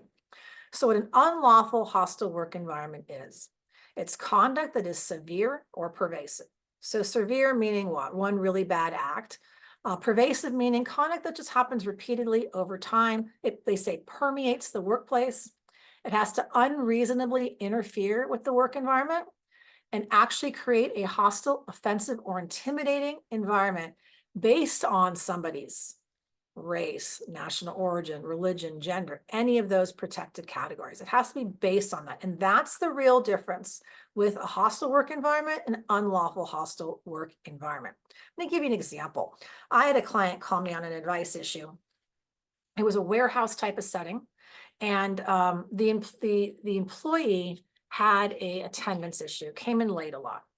And the manager dealt with him every time it happened and said, you can't be late, you got to be on time, issued him, verbal warning, written warnings, kind of over and over, and constantly was kind of reiterating him, look, you're really putting yourself in a bad position, you might lose your job, you got to be on time, you got to be on time. And then it just kind of, it was a lot of discussion about his attendance. And so finally he got on a final written warning, and he said to him, look, I can't help you anymore. You've got to be here on time. I put my neck out for you. I've told upper management that you're a good worker. You just got to be on time. And they had some big job that next morning that really required everybody to be there promptly to get started because it was a team job. And so, time arrives next morning. Employee's not there early, not there on time. The manager's fuming. The minutes are ticking by. Employee rolls in about 10, 15 minutes late. And the manager gets a little upset and says, raises his voice and says, I can't take this anymore. I've stuck my neck out for you. You're making me look like an idiot. Can't believe you couldn't get here on time. We just talked about this yesterday. And the employee throws his arms up in the air and he goes, you know what? I can't take this anymore. You're constantly harassing me. You're constantly bringing up this issue. This is a hostile work environment and I'm reporting you to HR. Employee goes to HR, then that's when I get the phone call from HR and they say, what do we do with this? I said, well, let's start with the basic premise here. You got an upset employee. Okay, fine. But this is not an unlawful hostile work environment. This is a manager that is performance managing someone who's breaking your rules. Sweet, plain and simple. Does the employee feel harassed? 100%. I had no doubt that employee felt harassed. I probably would too, because the manager kept making a point out of this because he kept breaking the rules. But that's not unlawful harassment. It has to be all of these things, severe and pervasive, but it has to be based on, here we go, based on someone's race, national origin, religion, gender, all those protected categories. There was nothing there to demonstrate that that's what was happening, other than it was just a manager performance managing that employee. Now, maybe the delivery wasn't great. Some of them, obviously, there's always room for improvement, but that was not unlawful hostile work environment. Now, where it might be, I could tweak the situation a little bit. So let's say same exact scenario, but we have a female employee who has very, very similar attendance issues. And the manager is not having the same conversations, is not doing the same progressive discipline. And now we have two people that are being treated very differently.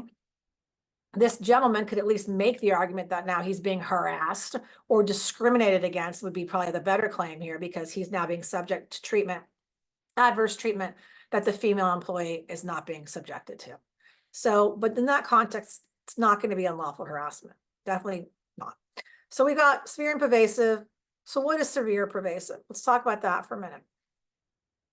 So what do we think? Examples of severe behavior would be really egregious things, typically involving some physical interaction, pinning somebody up against the wall, groping them, something that's really kind of severe and beyond the bounds of anything that's acceptable in the workplace.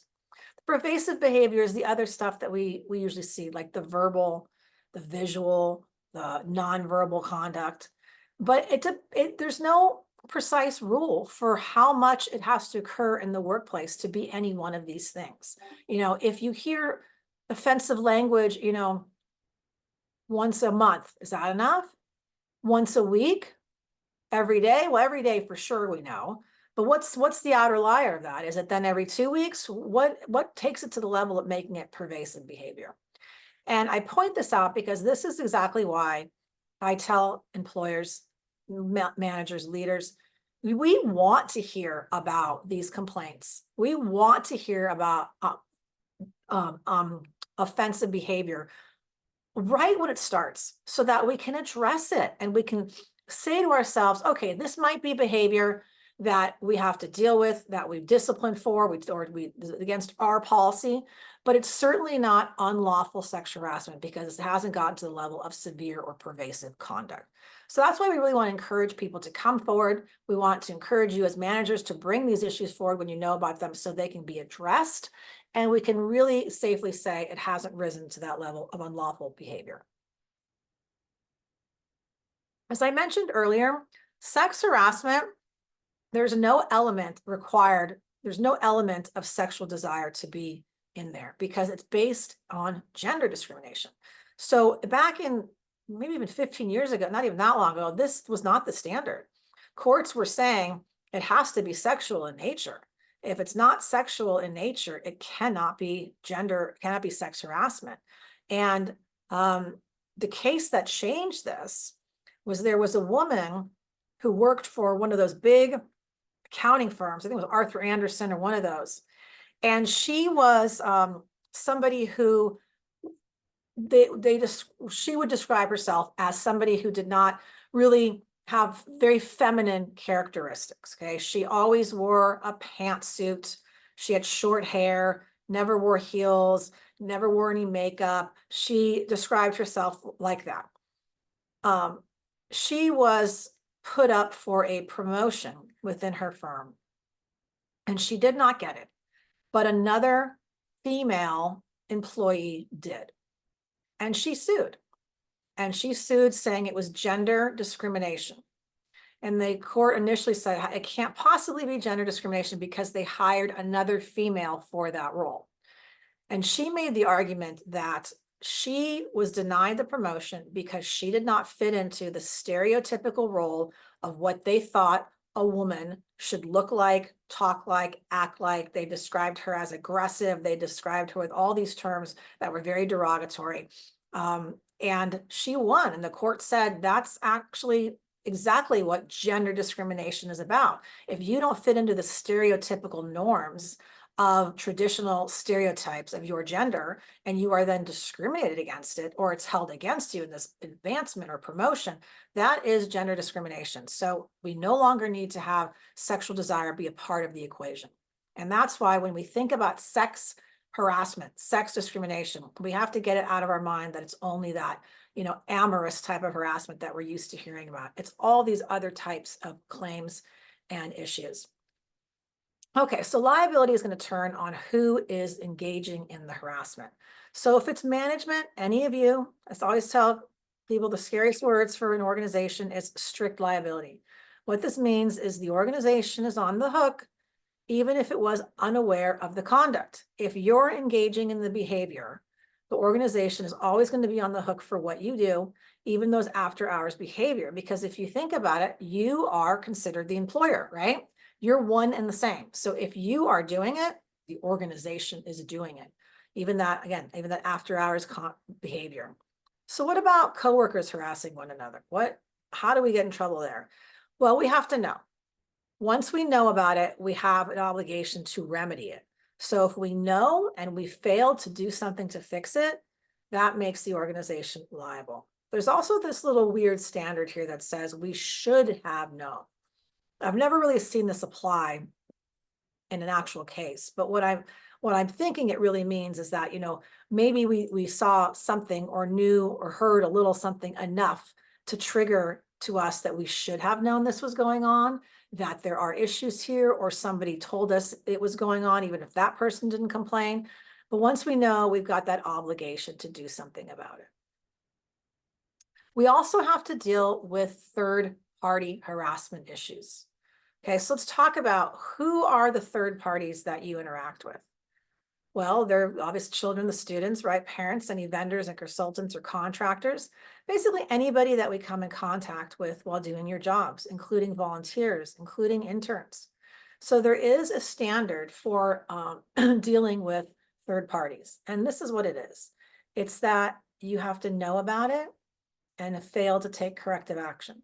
So basically your obligation is once you know, we have to do something about it. And if we don't take corrective action, then that's when we can be liable as an organization. And the employees' rights are always going to trump business interests, meaning we can't say, oh, sorry, it's a parent, we can't do anything about it.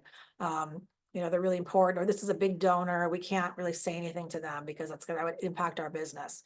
Those are never going to be defenses. Let's talk about some mistakes I've seen made in this arena. I'll keep you out of trouble. Again, assuming the behavior is okay because the victim did not complain or they played along. So just because someone isn't complaining doesn't mean they feel that the conduct is welcome. They could very much just be silent and very much feel like the behavior is unwelcome to them. So when we see those interactions with employees, we can't take for granted that everybody's okay with that behavior simply because nobody has complained. Ignoring a complaint. Again, I don't think you would ever purposely do this, but as I mentioned, sometimes managers tend to say to employees, well, do you want to take this to HR? Do you want to make a formal complaint? And then that in essence is ignoring the complaint that we've already heard, which is just them telling us about the behavior in question. And this goes hand in hand, assuming the complaint doesn't count until it's brought to human resources. We know now a complaint is a complaint. Anytime we hear anything that sounds like harassment, discrimination, retaliation, that's enough for us to trigger the obligation under the law to remedy the situation. Trying to dissuade someone from complaining, again, I don't think we would ever intentionally do this. Remember, my manager who was giving his off-the-record advice certainly dissuaded the victim from complaining. And trying to handle it yourself. This one is really important because you're all very good at what you do, which is why you're where you're at. But when we talk about claims of harassment and discrimination, we have to look at the organization as a whole. And all of these things you have to partner with HR on all of them because you can create unintentional issues by handling it yourself. I'll give you an example. Let's take some garden variety claim. Let's say a female employee is claiming a male employee is, just making some inappropriate comments, maybe texted her a few times outside of work, just kind of doing a few things that are making her feel uncomfortable. Nothing terrible, but just a few comments here and there. And she's uncomfortable trying to ask him to stop. So she goes to the manager. Manager says, okay, let me deal with it. He talks to the male employee. Male employee says, oh my gosh, I had no idea. I thought we had a friendly relationship. I didn't mean to, offend her, whatever. I'll stop, no problem. Can I apologize?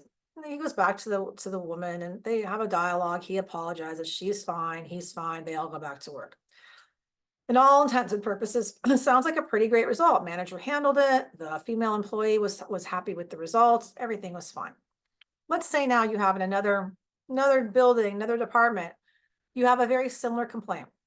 Female employee against a male employee, some comments, maybe some text messages or some emails, very similar, of the same order.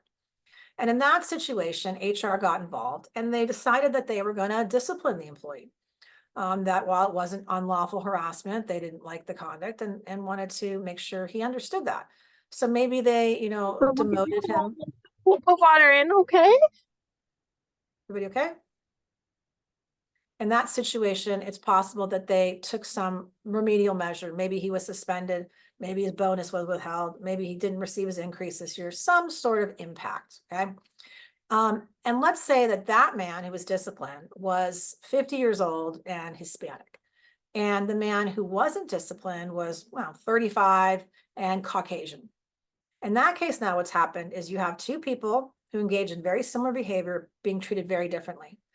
And one was Hispanic and over 40, one was Caucasian and under 40. So you've now inadvertently created a claim of age discrimination and discrimination based on race.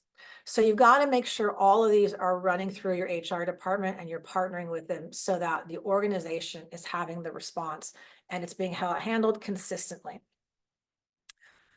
So let's talk a little bit about gender and other forms of illegal harassment, okay? Because we've been talking kind of about sex and sexual. Now we're going to talk about gender. Now, today we're really focused a lot more on gender and sex than these other categories of diversity.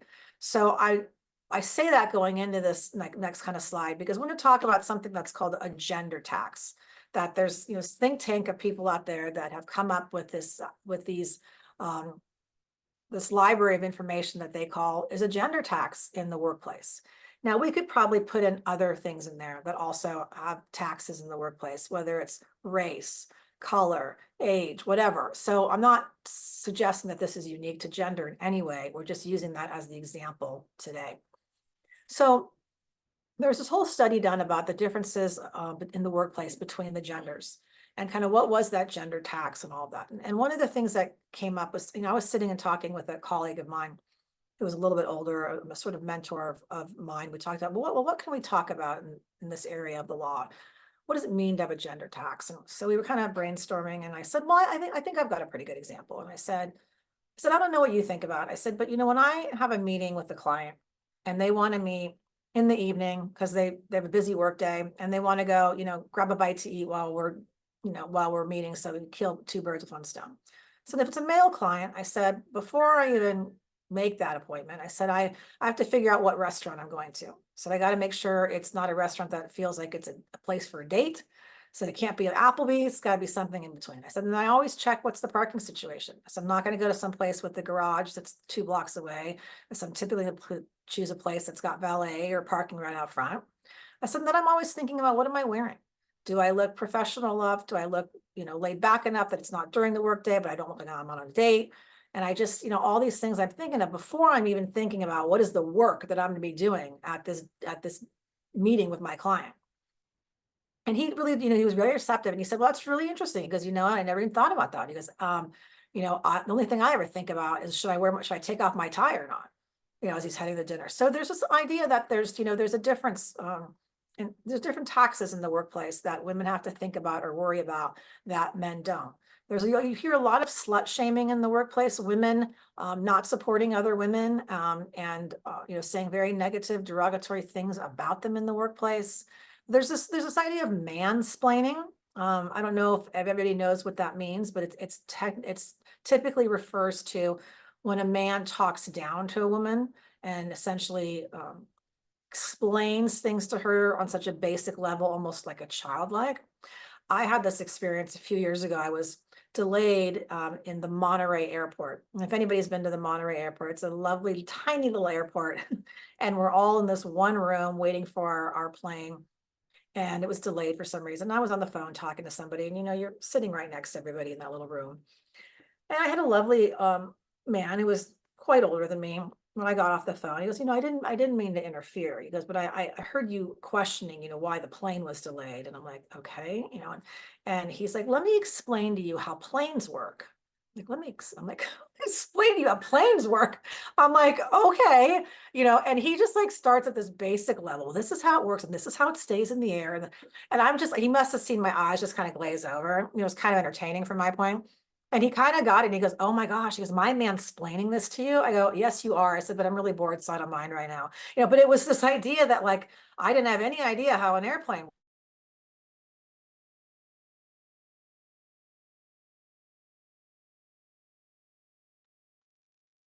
Oh, Oh, I think she froze. yes. Yeah, it looks like she froze. Okay, hold tight.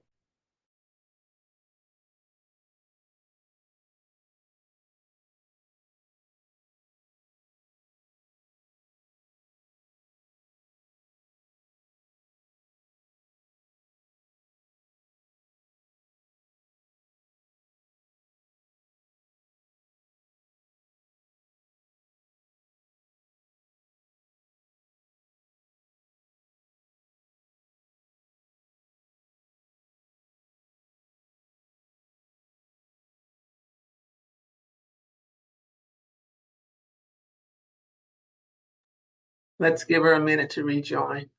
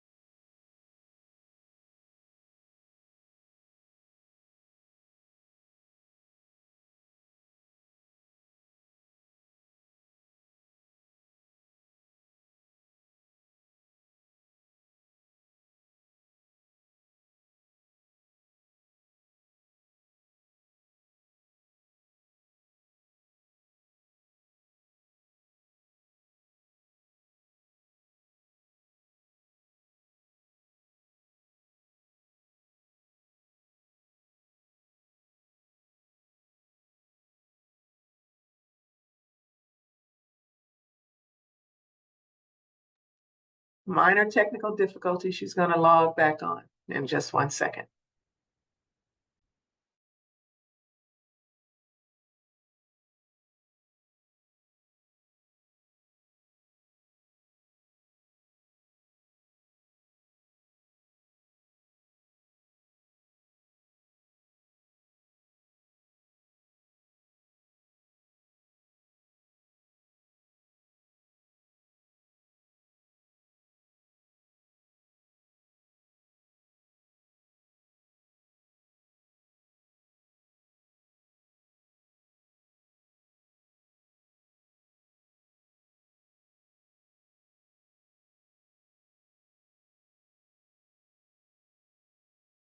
See me, hear me? Yep, so we're back up. So sorry, gang, that my computer just completely logged me off. All right, so what we were talking about really was offensive behavior in the workplace, how that can become harassing behavior. One of the things that always leads to harassing behavior is jokes and comments. I had a case years ago where the behavior surrounded different jokes and comments in the workplace, and it went to trial, and the plaintiff brought with him someone who was called a linguist, who testified as an expert witness. I'd never heard of this person before. I've never heard of that as a job. And this individual was someone who was an expert in the English language, who talked about and testified about the significance of words and things of that nature. And one thing that he said that I'll never forget, and I put it in the slide, is that a joke is the legal equivalent of punching someone in the face with no consequences. And I thought that was so powerful, because if you think about it, you're taking a shot at somebody, right? Whether it's their looks, their culture, their gender, and then you're saying, oh, no harm, no foul. It's just a joke. We're just joking around. We're just kidding. Joking is never going to be a legal defense to claims of harassment. So we have to kind of get that out of our minds, because I think a lot of people think, oh, well, she's just sensitive, he's just this, and we're just joking around. It's no big deal. So many of these cases are comprised of behavior that includes jokes and comments like this. We can't obviously use stereotypes to justify decisions, using coworker preferences to justify decisions. Those are all things that are not going to be defenses to claims of discrimination or harassment. All right, so now we're going to pivot and talk a little bit about gender inclusiveness and what the new California regulations say about these new key terms and additions. So essentially what the change in the law was is that we have the terms sex and gender in all these protections in that FEHA, the Fair Employment and Housing Act. So what does that really mean? What does gender mean? So gender includes other things like gender expression. The new law outlaws discrimination, harassment, and retaliation based upon a person's gender expression or the perception of such appearance or behavior. And what that essentially does is require employers, meaning you, to manage coworker and third-party behavior in reacting to an employee's gender expression.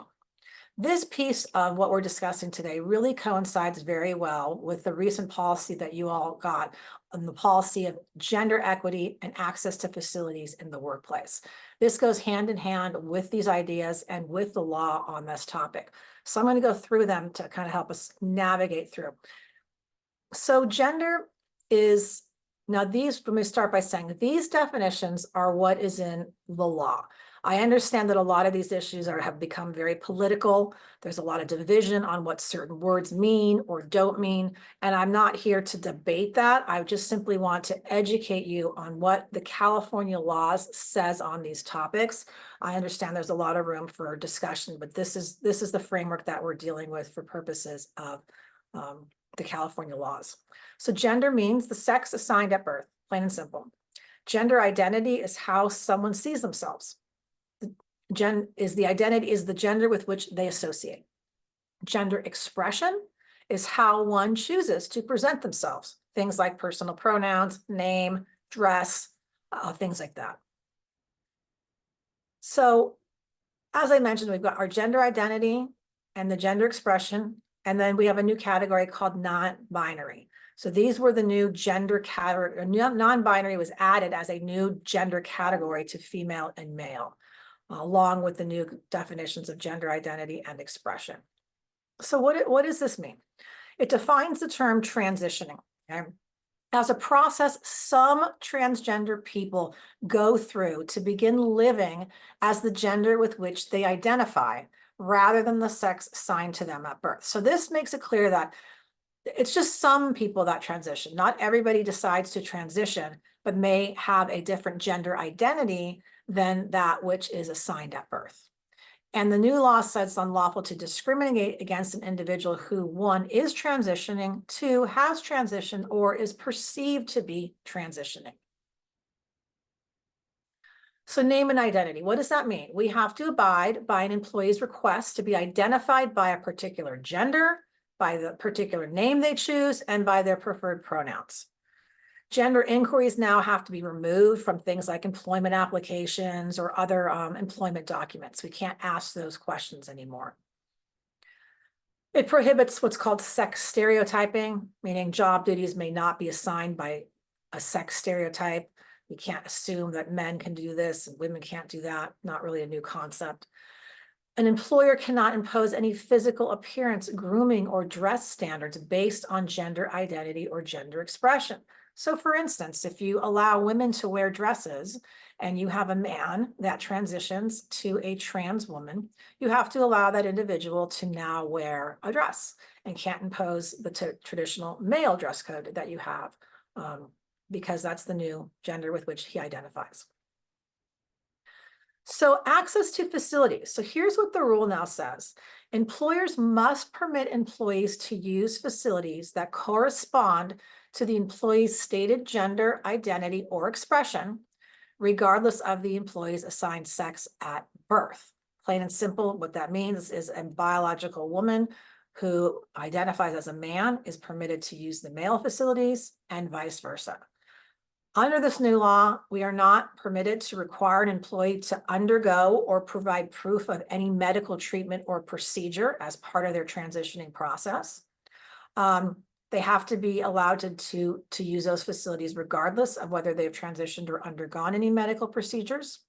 However, the law does permit the employer to make what they call reasonable and confidential inquiries of an employee for the sole purpose of ensuring access to comparable, safe, and adequate multi-user facilities. So as the employer, we are permitted to have that discussion with that employee to understand what gender they identify with, what that process is like when they started living that way, want to start using those facilities, and having that kind of dialogue and discussion. These are new issues for a lot of people. I recognize that and understand that, but this is the framework with which there are legal requirements that we're going to have to navigate through. It's new material, just like any other new material, and we just have to figure out how to make it work and make sure that we are respecting the rights of all employees. Some gender neutral pronouns, as many of you even have in your Zoom screen here, and as you see on many people's emails, we've got their listed pronouns. And we still see the traditional she, her, hers, he, him, his, and then we see a lot now of the they, them, or their. And that seems to be the one that's getting the most traction. But we have a whole lot of other communities and people that use different types of pronouns. So we're going to start to, again, have to learn new language, and it's no different than anything else. If I think back a few years ago, I didn't know what an emoji was. I never had reason to use the word emoji in my life. And now it's a daily word. So it just takes time to learn this stuff and to be respectful and navigate through it. So in order to deny somebody any of these things that we talked about, the access to facilities or something like that, you'd have to show a certain defense, and the certain defenses will absolutely fail. If you have somebody saying, well, I don't want that person using that facility, that's not a defense. Other defenses are, members of one sex are traditionally hired for that kind of work, and that person is not a biological male. For instance, like a maintenance personnel, typically a male. You can't say, well, you're not a biological male, so we only hire men for this position. Obviously can't do that. So none of those things are going to be defenses. There's only two defenses in this new framework of law, and one of them is the privacy defense. And this is really, these are not going to apply in your workplace because you're not that type of setting. But I want to provide you with the education of what is out there and what this legal framework is. And one of them says the job requires employee to observe others in a state of nudity or conduct body searches. So think of someone like a prison guard, perhaps a TSA, maybe states of nudity, maybe a massage therapist. So that has to be the first one. It would have to offend prevailing social standards to have an individual of a different sex present. So what's the prevailing social standard? That again sounds like that reasonable person. And then you have to show that it's detrimental to the mental or physical welfare of the individual being observed or searched to have an individual of the different sex present, excuse me. So these are very new laws. So we don't have any legal court cases addressing what really any of this means. What does prevailing social standards mean? What does it mean? It has to be detrimental to the mental or physical welfare of the individual. I'm not sure. Well, these are all cases that we're gonna see how this law evolves as these actions are put into practice. The other defense is that the person is working in an environment that poses a danger to the health and safety or reproductive functions of that person. There are a lot of different chemicals that are harmful to female reproductive systems that are not as harmful to male reproductive systems. So that would be one instance in where you could maybe deny a person access to a particular job based on it. But as you can tell, these are really, really tough standards to meet, really difficult defenses to meet. Okay. So now we've kind of gone through a lot of content, right? We've talked about harassment, discrimination, retaliation, transgender rules. So let's talk about what's our behavior guide? What's our decision tree? So if there's behavior going on, whether it's you or someone else, is that behavior based on a protected category? Does it fall upon any of these categories that we've discussed? If so, you got to look to see, is my behavior based, or am I sure that my behavior is welcome? Again, you really can't tell if your behavior is welcome unless the other person is really participating in that behavior. So you have to look to, is my coworker doing anything to welcome, encourage, or participate that behavior? If they are, maybe the behavior between the two of you is okay. But you might have an environment or audience behind you that might not feel that that behavior is acceptable behavior. You have to ask yourself, is my behavior based on my own or somebody else's stereotypes? Is my opinion of this person because of what somebody else told me about this person? Or did I come to this realization on my own, this perception on my own? So supervisors, what should you do? Plain and simple. Obviously, if you're the one engaging in inappropriate behavior, you need to stop it. Stop the behavior if somebody else is doing it, particularly if it's somebody who you supervise. Management's role is to stop the behavior, really avoid the retaliation, take it seriously, because you are the ones that are setting the tone. You are the leaders. If you're engaging in it, you're telling people it's okay. If you're stopping it, you're setting a strong leader example by telling them it's not okay. All right, so let's talk now about bullying in the workplace and abusive behavior. The employers are now required to add workplace bullying to our biannual supervisory training. So we're going to talk about it. The weird thing, though, is that when the legislature passed this requirement, it was in one bill. And there was another bill that said they were going to add this as something that was considered unlawful behavior to that FEHA statute that we were talking about that addresses everything else. Well, the bill that required the training passed, but the bill that said it would be added as an unlawful basis did not pass. So technically, this is not the law in California, but it's still important for us to understand it, how California defines it, so that we can ensure we're not engaging in any of this behavior and also can identify it and make sure it's not happening, because it's a real issue. There was a recent study that found that 27% of Americans claim to have suffered abusive conduct at work. 21% of American workers have witnessed abusive conduct, according to this study. So you think about 27%, that's almost a third of the workforce. That's huge. So this obviously is an issue that we're dealing with in our country and in our workforce. So how abusive conduct is defined is conduct of an employer or employee in the workplace with malice. So this malice standard is slightly different than a harassment standard. As I mentioned, in harassment, you don't have to have any ill intent. It's not about your intent at all. It's about the impact. This says it is about your intent. You have to show an ill will, malice, that a reasonable person would find hostile events have been unrelated to the employer's legitimate business interests. It is also conduct that is repeated infliction of verbal abuse, use of derogatory remarks, insults, epithets, verbal or physical conduct that a reasonable person would find threatening, intimidating, or humiliating, or the gratuitous sabotage or undermining of a person's work performance. A single abusive act shall not constitute abusive conduct unless it was especially severe or egregious. So I could see this happening. I could see this happening in all the, examples that you all gave earlier, yelling, humiliating someone, intimidating them, threatening, foul language. This is all the stuff that would rise to the level of what the law would consider abusive conduct in the workplace. Similar to harassment, but different in the fact that you have to show that malice, and it doesn't have to be based on one of those protected categories like harassment and discrimination does. So we think about, can you still criticize work performance? Well, yeah, there's a big difference between tough management and bullying. But if and when this becomes the law, basically a court will decide what behavior crossed the line or not. What is, what is bullying? What is just being a tough manager, keeping people accountable?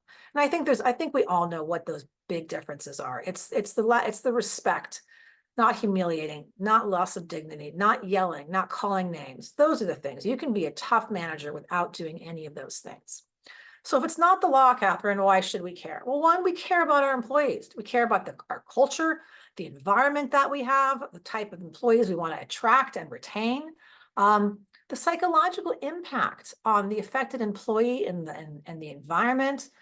People who feel abused in the workplace tend to take more time off, file workers' comp claims, go on stress leaves. These are not things that we want. We want to create a healthier environment that doesn't lead to these issues. So what role should you take in this? Number one, just learn to recognize what that abusive conduct is. Try to prevent any escalation of any workplace incidents. Stop it if you see it, whether it's intended or not. Obviously, don't engage in it on your own. And educate employees on the rules. Let them know when behavior that they're exhibiting is not okay. If you supervise others who supervise others, take it upon yourself to check in on their management style and to help ensure that they're not behaving that way to their people that are below them. All right, now we're going to go to kind of the end of this piece of the harassment portion of our program and just go through some factual questions to see what you think. So use your chat box to put in an answer, okay? A female employee is upset with a parent of one of the kids who keeps trying to put his arms around her and asks her to go away for a weekend. When she complains about him, her supervisor insists that she's just joking and that she should try to be more friendly to him. What do you think, harassment? Let me know what you think.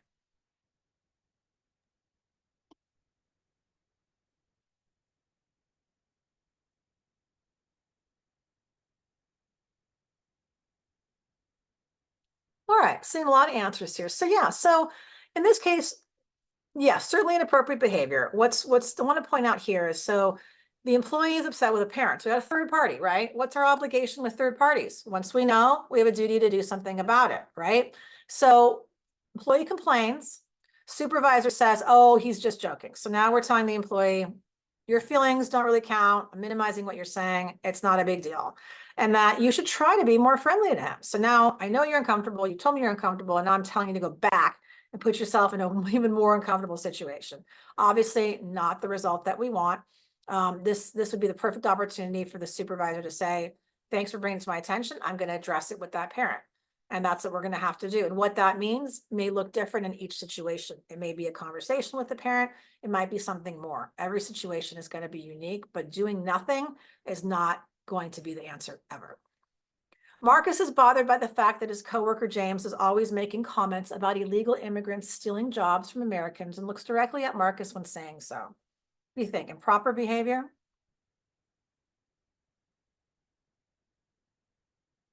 Add in your responses. So yeah, this behavior deals with some protected categories, right? We're talking about immigrants. So Marcus's national origin, perhaps, making a snotty comment about it. using his verbal and non-verbal skills to have this be more impactful. So it's the statement, it's the look, it's what this insinuates, that it's a direct dig at his national origin. Paul's friendly with Melissa at work. Paul frequently puts his hand in the air when passing Melissa, motioning for a high five. Additionally, Paul told Melissa that she looked really nice today, and after work, he sent her a meme saying, "Thinking of you." What do you think? Inappropriate behavior? Improper behavior?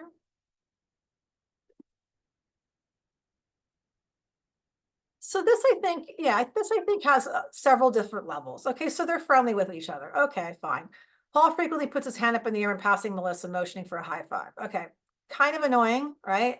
Certainly it's requesting physical contact, so that may, start to get us a little worried.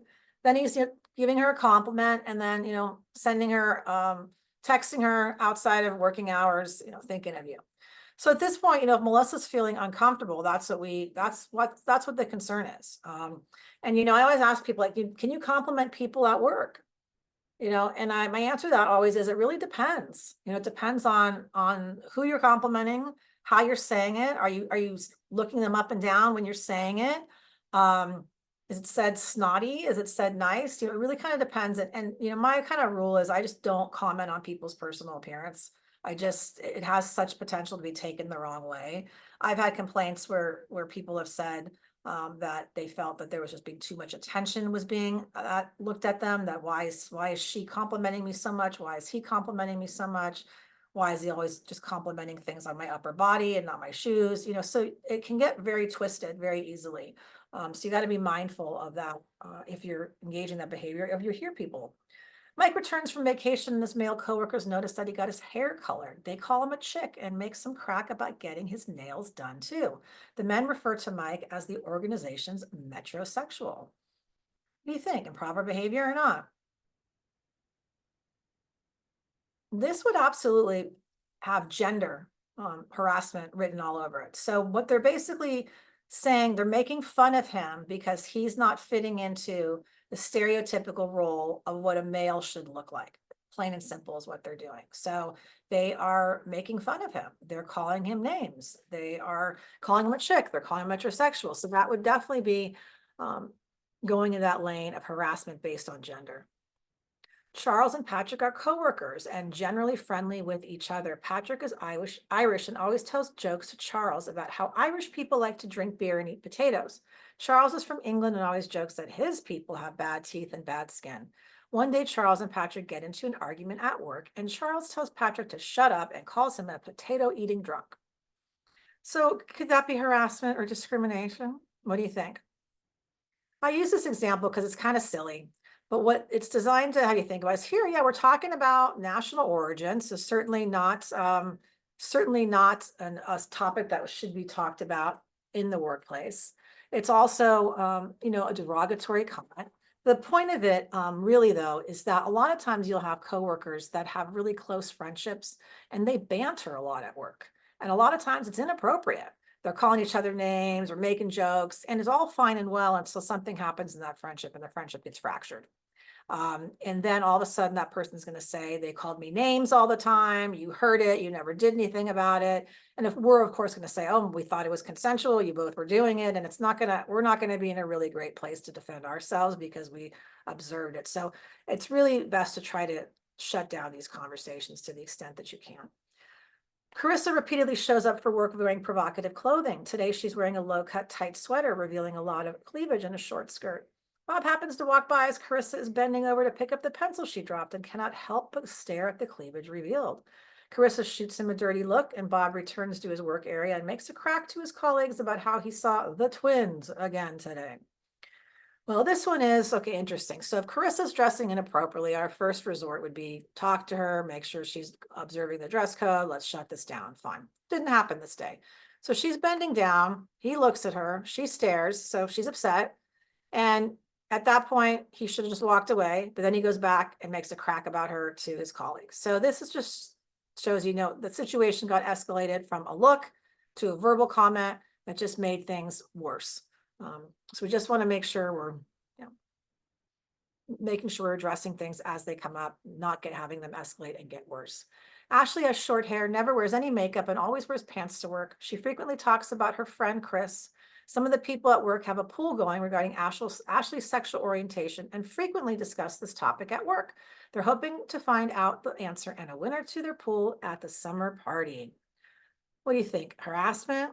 Inappropriate? Absolutely. Any discussions about people's sexuality, are they gay, are they straight, are they this, are they that, are going to be inappropriate because sexual harassment is a protected category. Obviously, having a pool about it, making a joke about it, pranks is just completely disrespectful and inappropriate and definitely will lead to claims of harassment. Excuse me, this went backwards somehow. Okay, next one. And I'm moving through them quickly because I want to get to our next portion and save time for that. A male employee is bothered by the fact that a supervisor who's female comments on how in shape he looks and winks at him and gives his arm a little squeeze every time she sees him in the workplace. Harassment? Probably so if he's not liking it. So, you know, commenting about how in shape he is, the wink, a little squeeze on the arm, we've got it all. We've got the comments, the facial gestures, the touching. This is just one that's just an absolute no-no.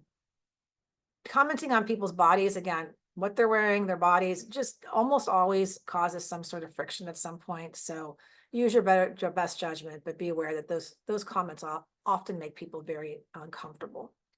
Tori recently converted to Judaism. She tells her boss that she needs to leave a little early on Fridays to observe Shabbat services.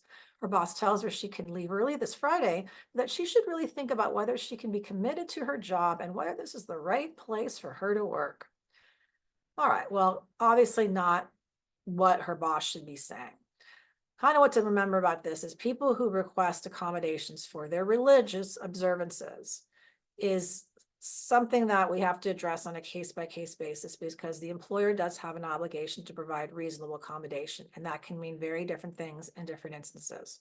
This is that time when her boss should have said, I'm going to pick up the phone, I'm going to talk to HR, and I'll let you know where we go from here. And that's when you really want to partner with HR so that we're being consistent in how we're addressing these type of requests. Melissa recently announced that she's pregnant, anticipating that she would take a long leave of absence in the future, assuming she even comes back.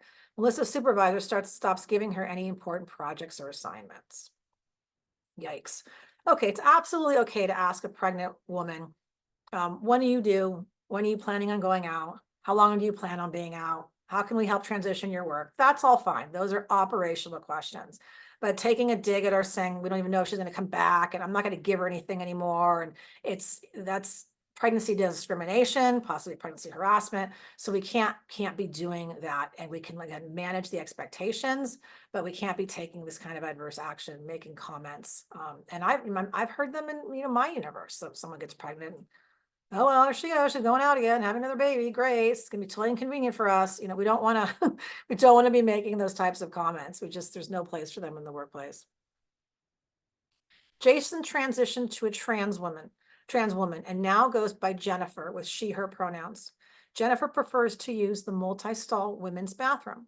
Nancy is in the restroom, and when she sees Jennifer walk in, she tells Jennifer that he cannot use the women's bathroom. All right, so lots of problems here knowing our access rules, right? So Jennifer wants to have she, her pronouns. Nancy refers to Jennifer as he, which can be a problem if it was intentional or repeated.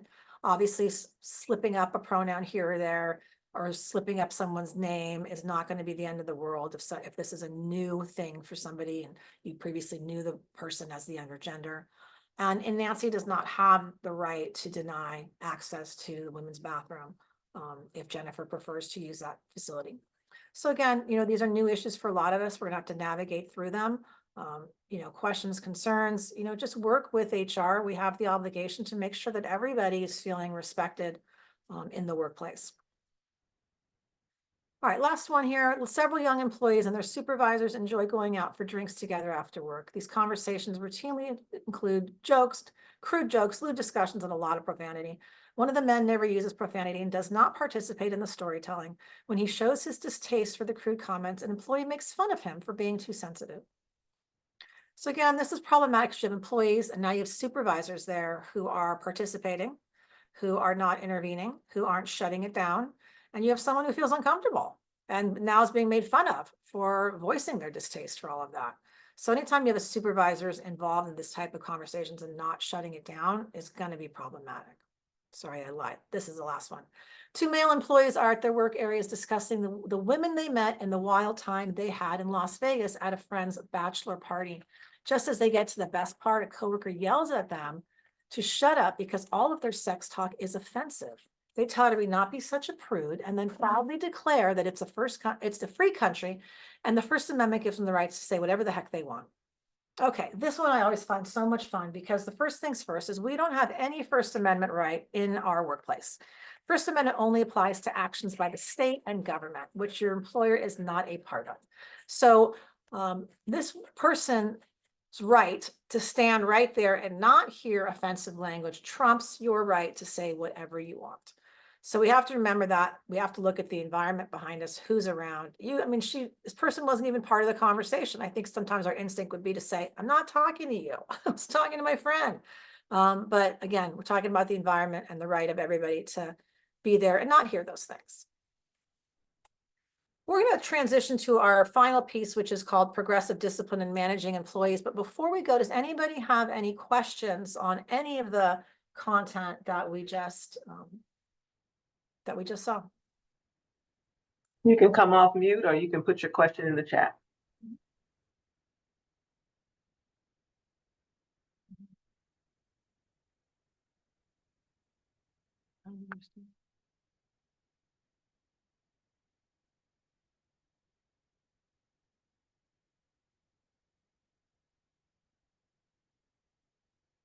All right, give me 1 minute to transition here, please.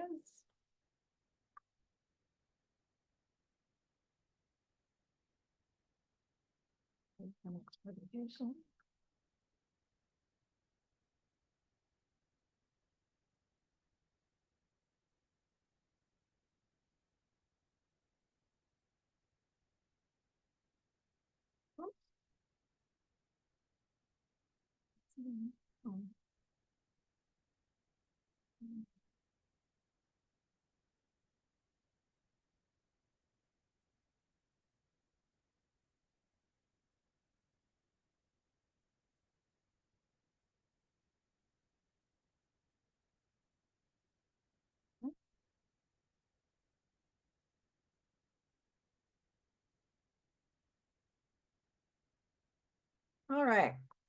Oops. Excuse me, this is the wrong one. I'm sorry, gang. It's been a bad day for technology and me. I apologize.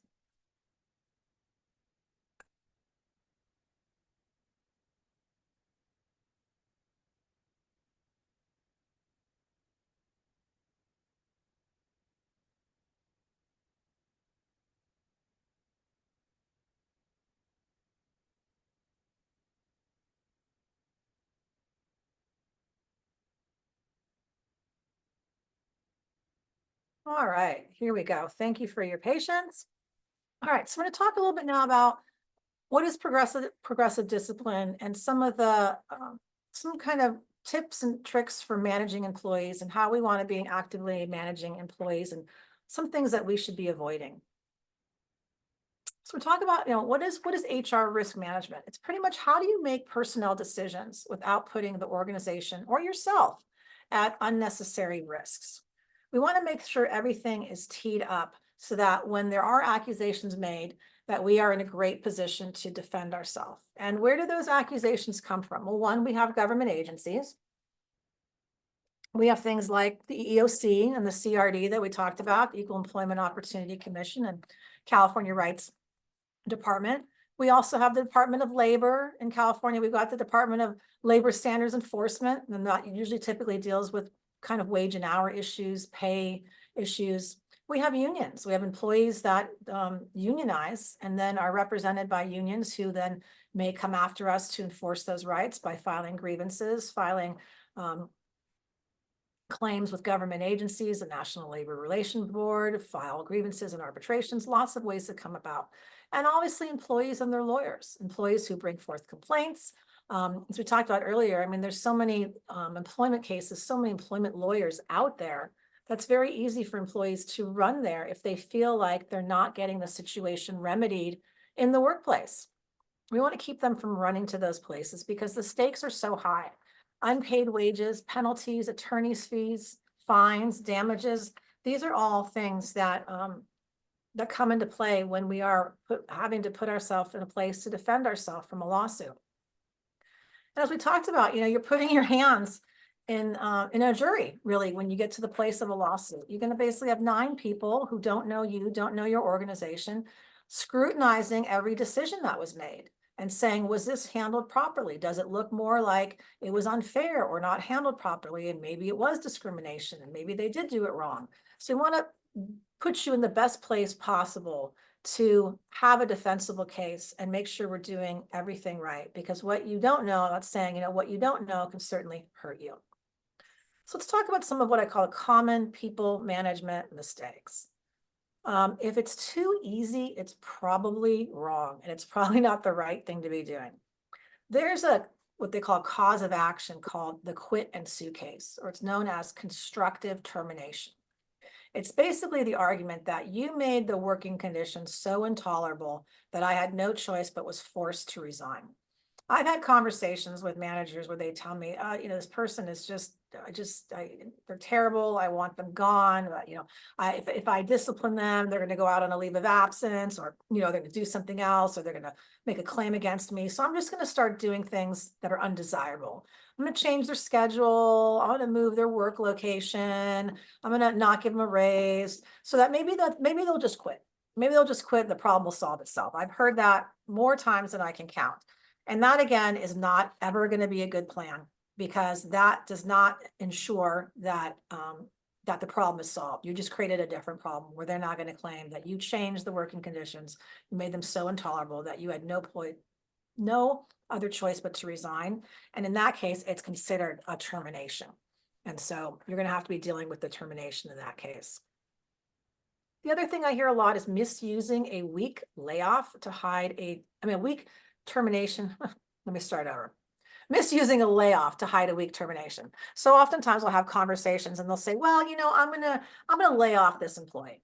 And I'll say, okay, well, let's talk about that. Is it really a layoff?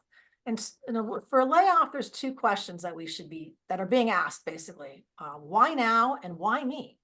The why now is typically an organizational issue. Is the organization restructuring? Are we downsizing? Are we moving? Do we need to make financial changes? It has to be something or on an organizational level. And then why me? You have to be able to show, why was this person selected for layoff over somebody else? I will tell you this, that if it's a layoff of one person, it's almost always scrutinized, because was it really a layoff, or you just really didn't want them around and you called it a layoff because you wanted to avoid the confrontation. If we have someone who has performance issues, we need to be performance managing them. We don't want to just call it a layoff because we don't want to address the issues, because it's not really a layoff.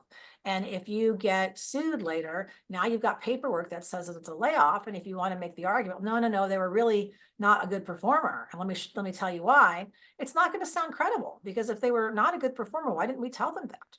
Why didn't we sit down? Why didn't we go through what we should be going through to have them know what the issues are? Also, putting too much stock in the at-will rule. I'm sure we've all heard at-will employment, right? California is an at-will employer.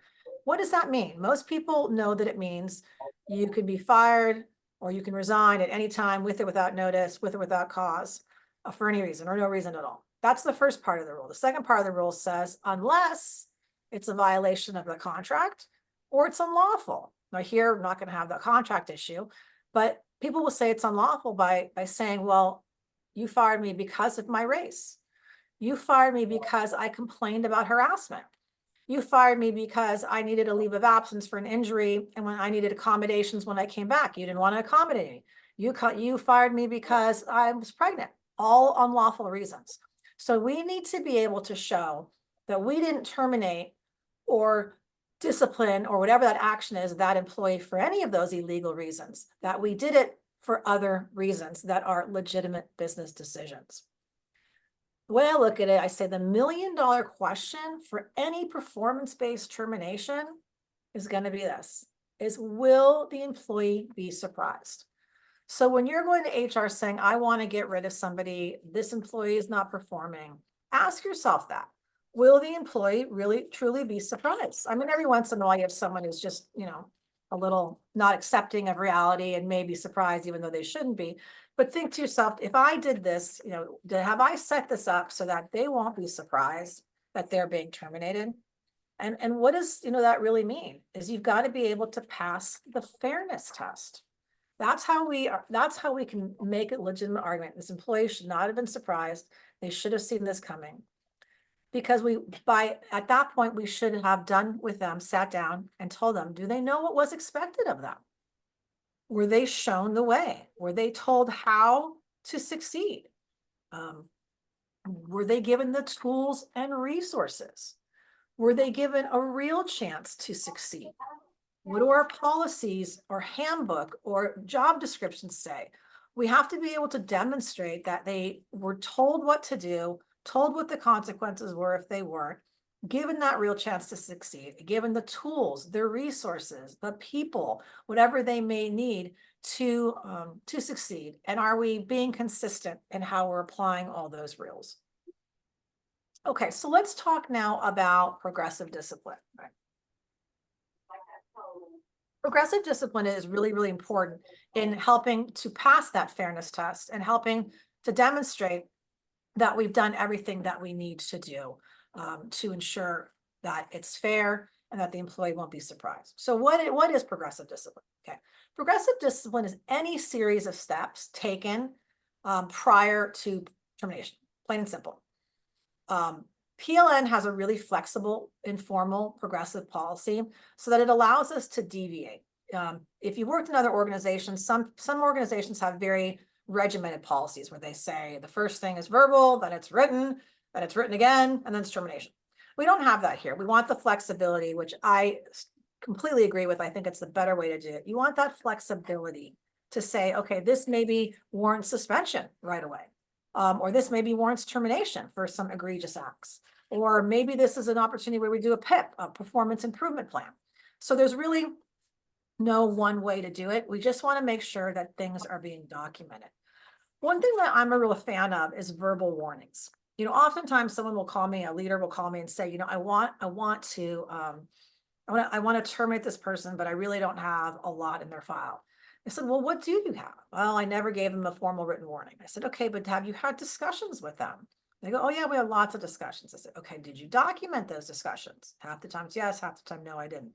So I would encourage you that if you have conversations with employees about their performance, any hiccups, botched projects, things that went wrong, anything performance related that, and if you don't feel like it rises to the level of a written warning or suspension, and that when you're having that sit down meeting, that you create a record of it. My favorite way to create a record is to write an email, and it's time and date stamped. Or you can even use the form that you have for written warning and just write verbal warning on it. You don't have to provide it to the employee. You can just have that verbal discussion and then somehow document it. But the most important thing too is that it gets to human resources, that if you're just going to summarize it in an email, you do so, but that it goes to human resources. So we want to kind of get you in the mindset of that we need to be utilizing the progressive discipline system that you have in your organization. And we want everyone to be using it because we don't want just some to be using it, others not, because as we've learned, that's going to create potential discrimination issues. So we want you to kind of go down that path of doing that and starting to get in the habit of, when you have these conversations, documenting them and then escalating it to the next level if it needs to be. And again, these are decisions that you should be making in connection with HR. If you've got performance management issues, reach out to your HR rep and decide what's next step here. Is it another verbal conversation? Is it time for written writing? Is it time for a PIP? Like, what do we need to do here? But you want to stay on top of it, because what you don't want to happen is you live with the problems for months and months and months, and it escalates and you say, I can't take it. I got to get this person out of here. And I'm going to say to you, whoa, we got to slow down the brakes. What do we have that shows that this employee is not going to be surprised that we've dealt with it?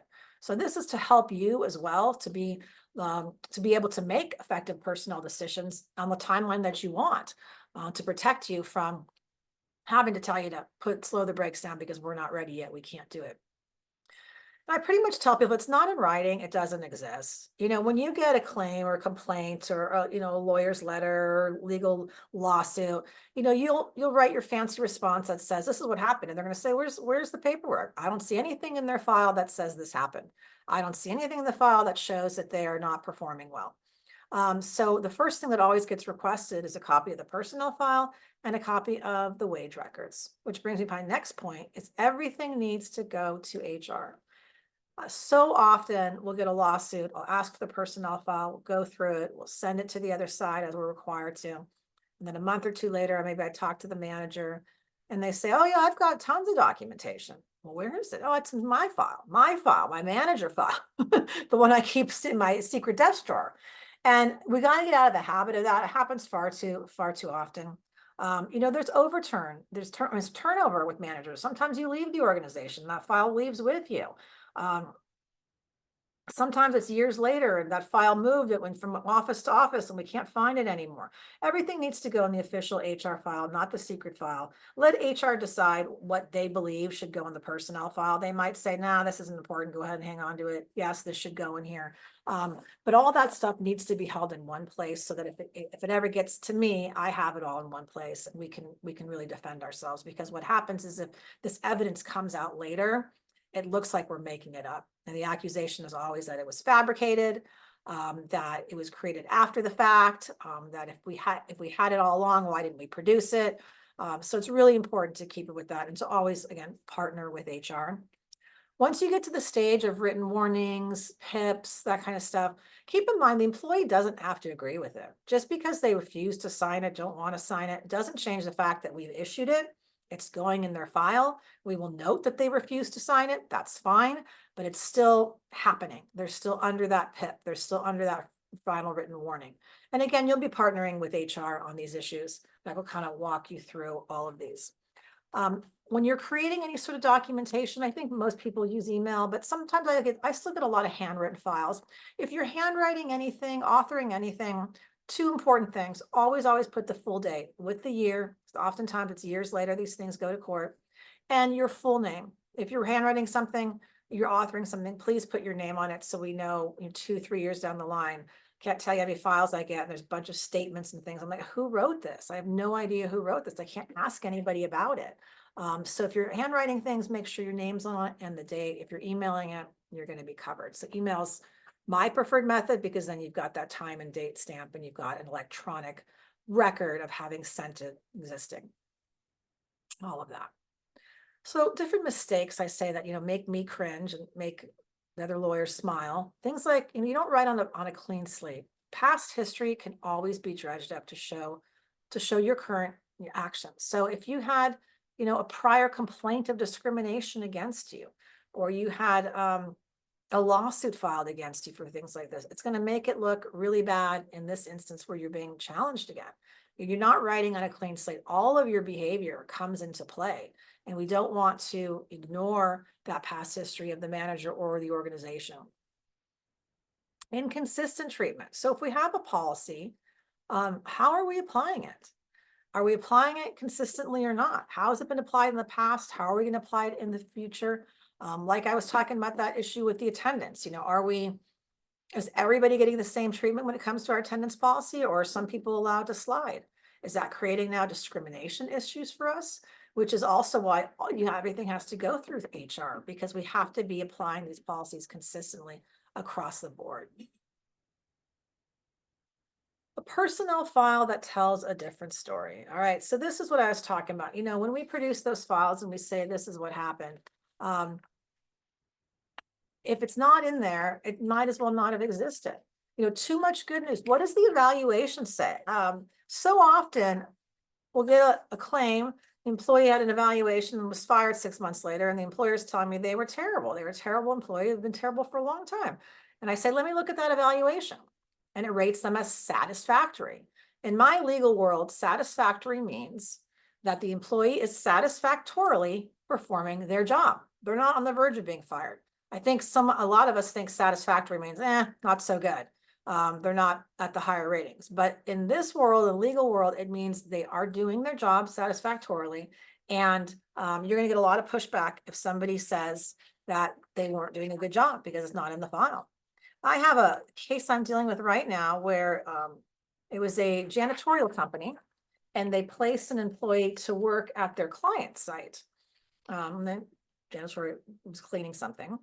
And this gentleman had a loud outburst, got in a confrontation with somebody, and the client asked my client to remove this person from the job. And my client had no other janitorial jobs at the time in the area in which he lived. That was their only client there. So they removed him from their client and then they let him go because they had nothing else to do. And on the termination paperwork, they had a list of why'd you fire him, performance, and they just checked the box that said other. They didn't write in there, client requested him to be removed, no other locations, outburst, inappropriate behavior. They didn't put any of that in there. And this lawyer, his lawyer is making such a big deal out of that and is saying that that never happened. If it did, why wouldn't you have put that in your documentation? And is claiming that the reason we fired him is because he took too much parental time off. Wasn't the case, but they were in this huge dispute about it because they didn't fill out that form correctly. We didn't have the information, or we have these evaluations that say they're performing satisfactorily. So we've got to make sure, I always said the file's got to match our story. If it doesn't, we're pushing the rock uphill. No news is good news. I mean, I think most employees think if I'm not getting any negative feedback, I'm doing okay.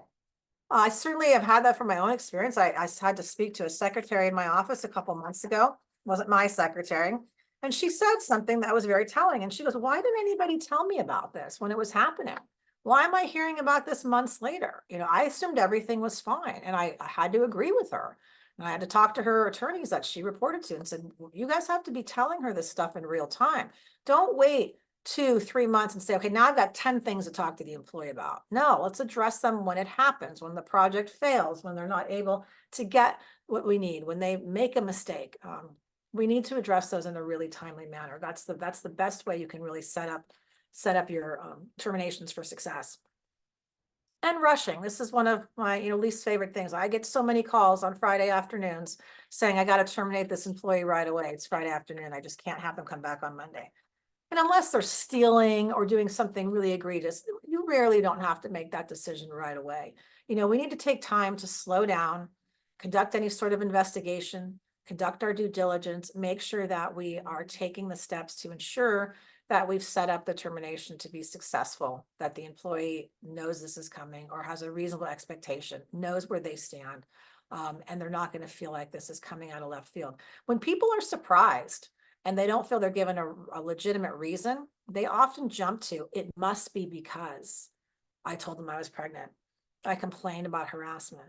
I just went out on a disability leave. They're going to assume it's the worst thing possible when they're not expecting it and not given logical reasoning for that. So any questions about this portion, the progressive discipline, what you need to do? I mean, the main things again are bringing these issues to HR and partner with HR to make sure this getting done. So you're not coming to HR with a termination recommendation months later and nothing's been done. That's really what we want to start to see happening more often, is that this is aggressive discipline is happening. It's happening on a consistent basis, and that you are, who your HR representative is, and you're bringing those issues to their attention.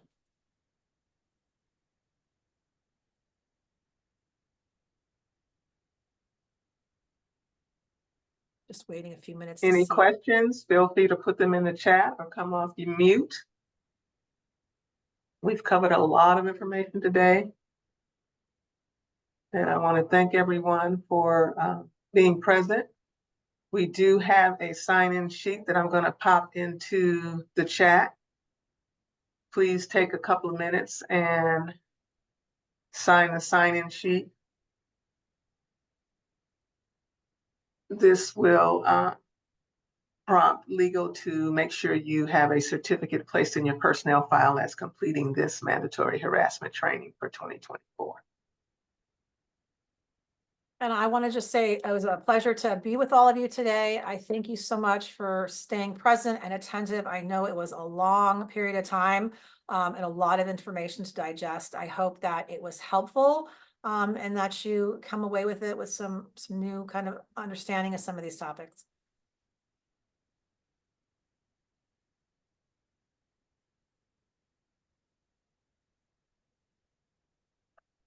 And as always, as Catherine has said, if you have any questions after, you can reach out to me or Casey. And we will make ourselves available. You can also reach out to your point of contact, your associate director, either Natalie Navarez or Marjorie Weller. We are available to assist in all employee relations matters. And I want to say thank you to Catherine Wren. You've been a trooper today. You did 2 3-hour sessions. Wow. I Thank hope you. I I made appreciate sense you. in the latter part of the presentation. So Yeah. thanks again. Thanks for having me, gang. Have a great afternoon. Okay, guys. Bye-bye. Thank you. Thank you. Hey, Danetta.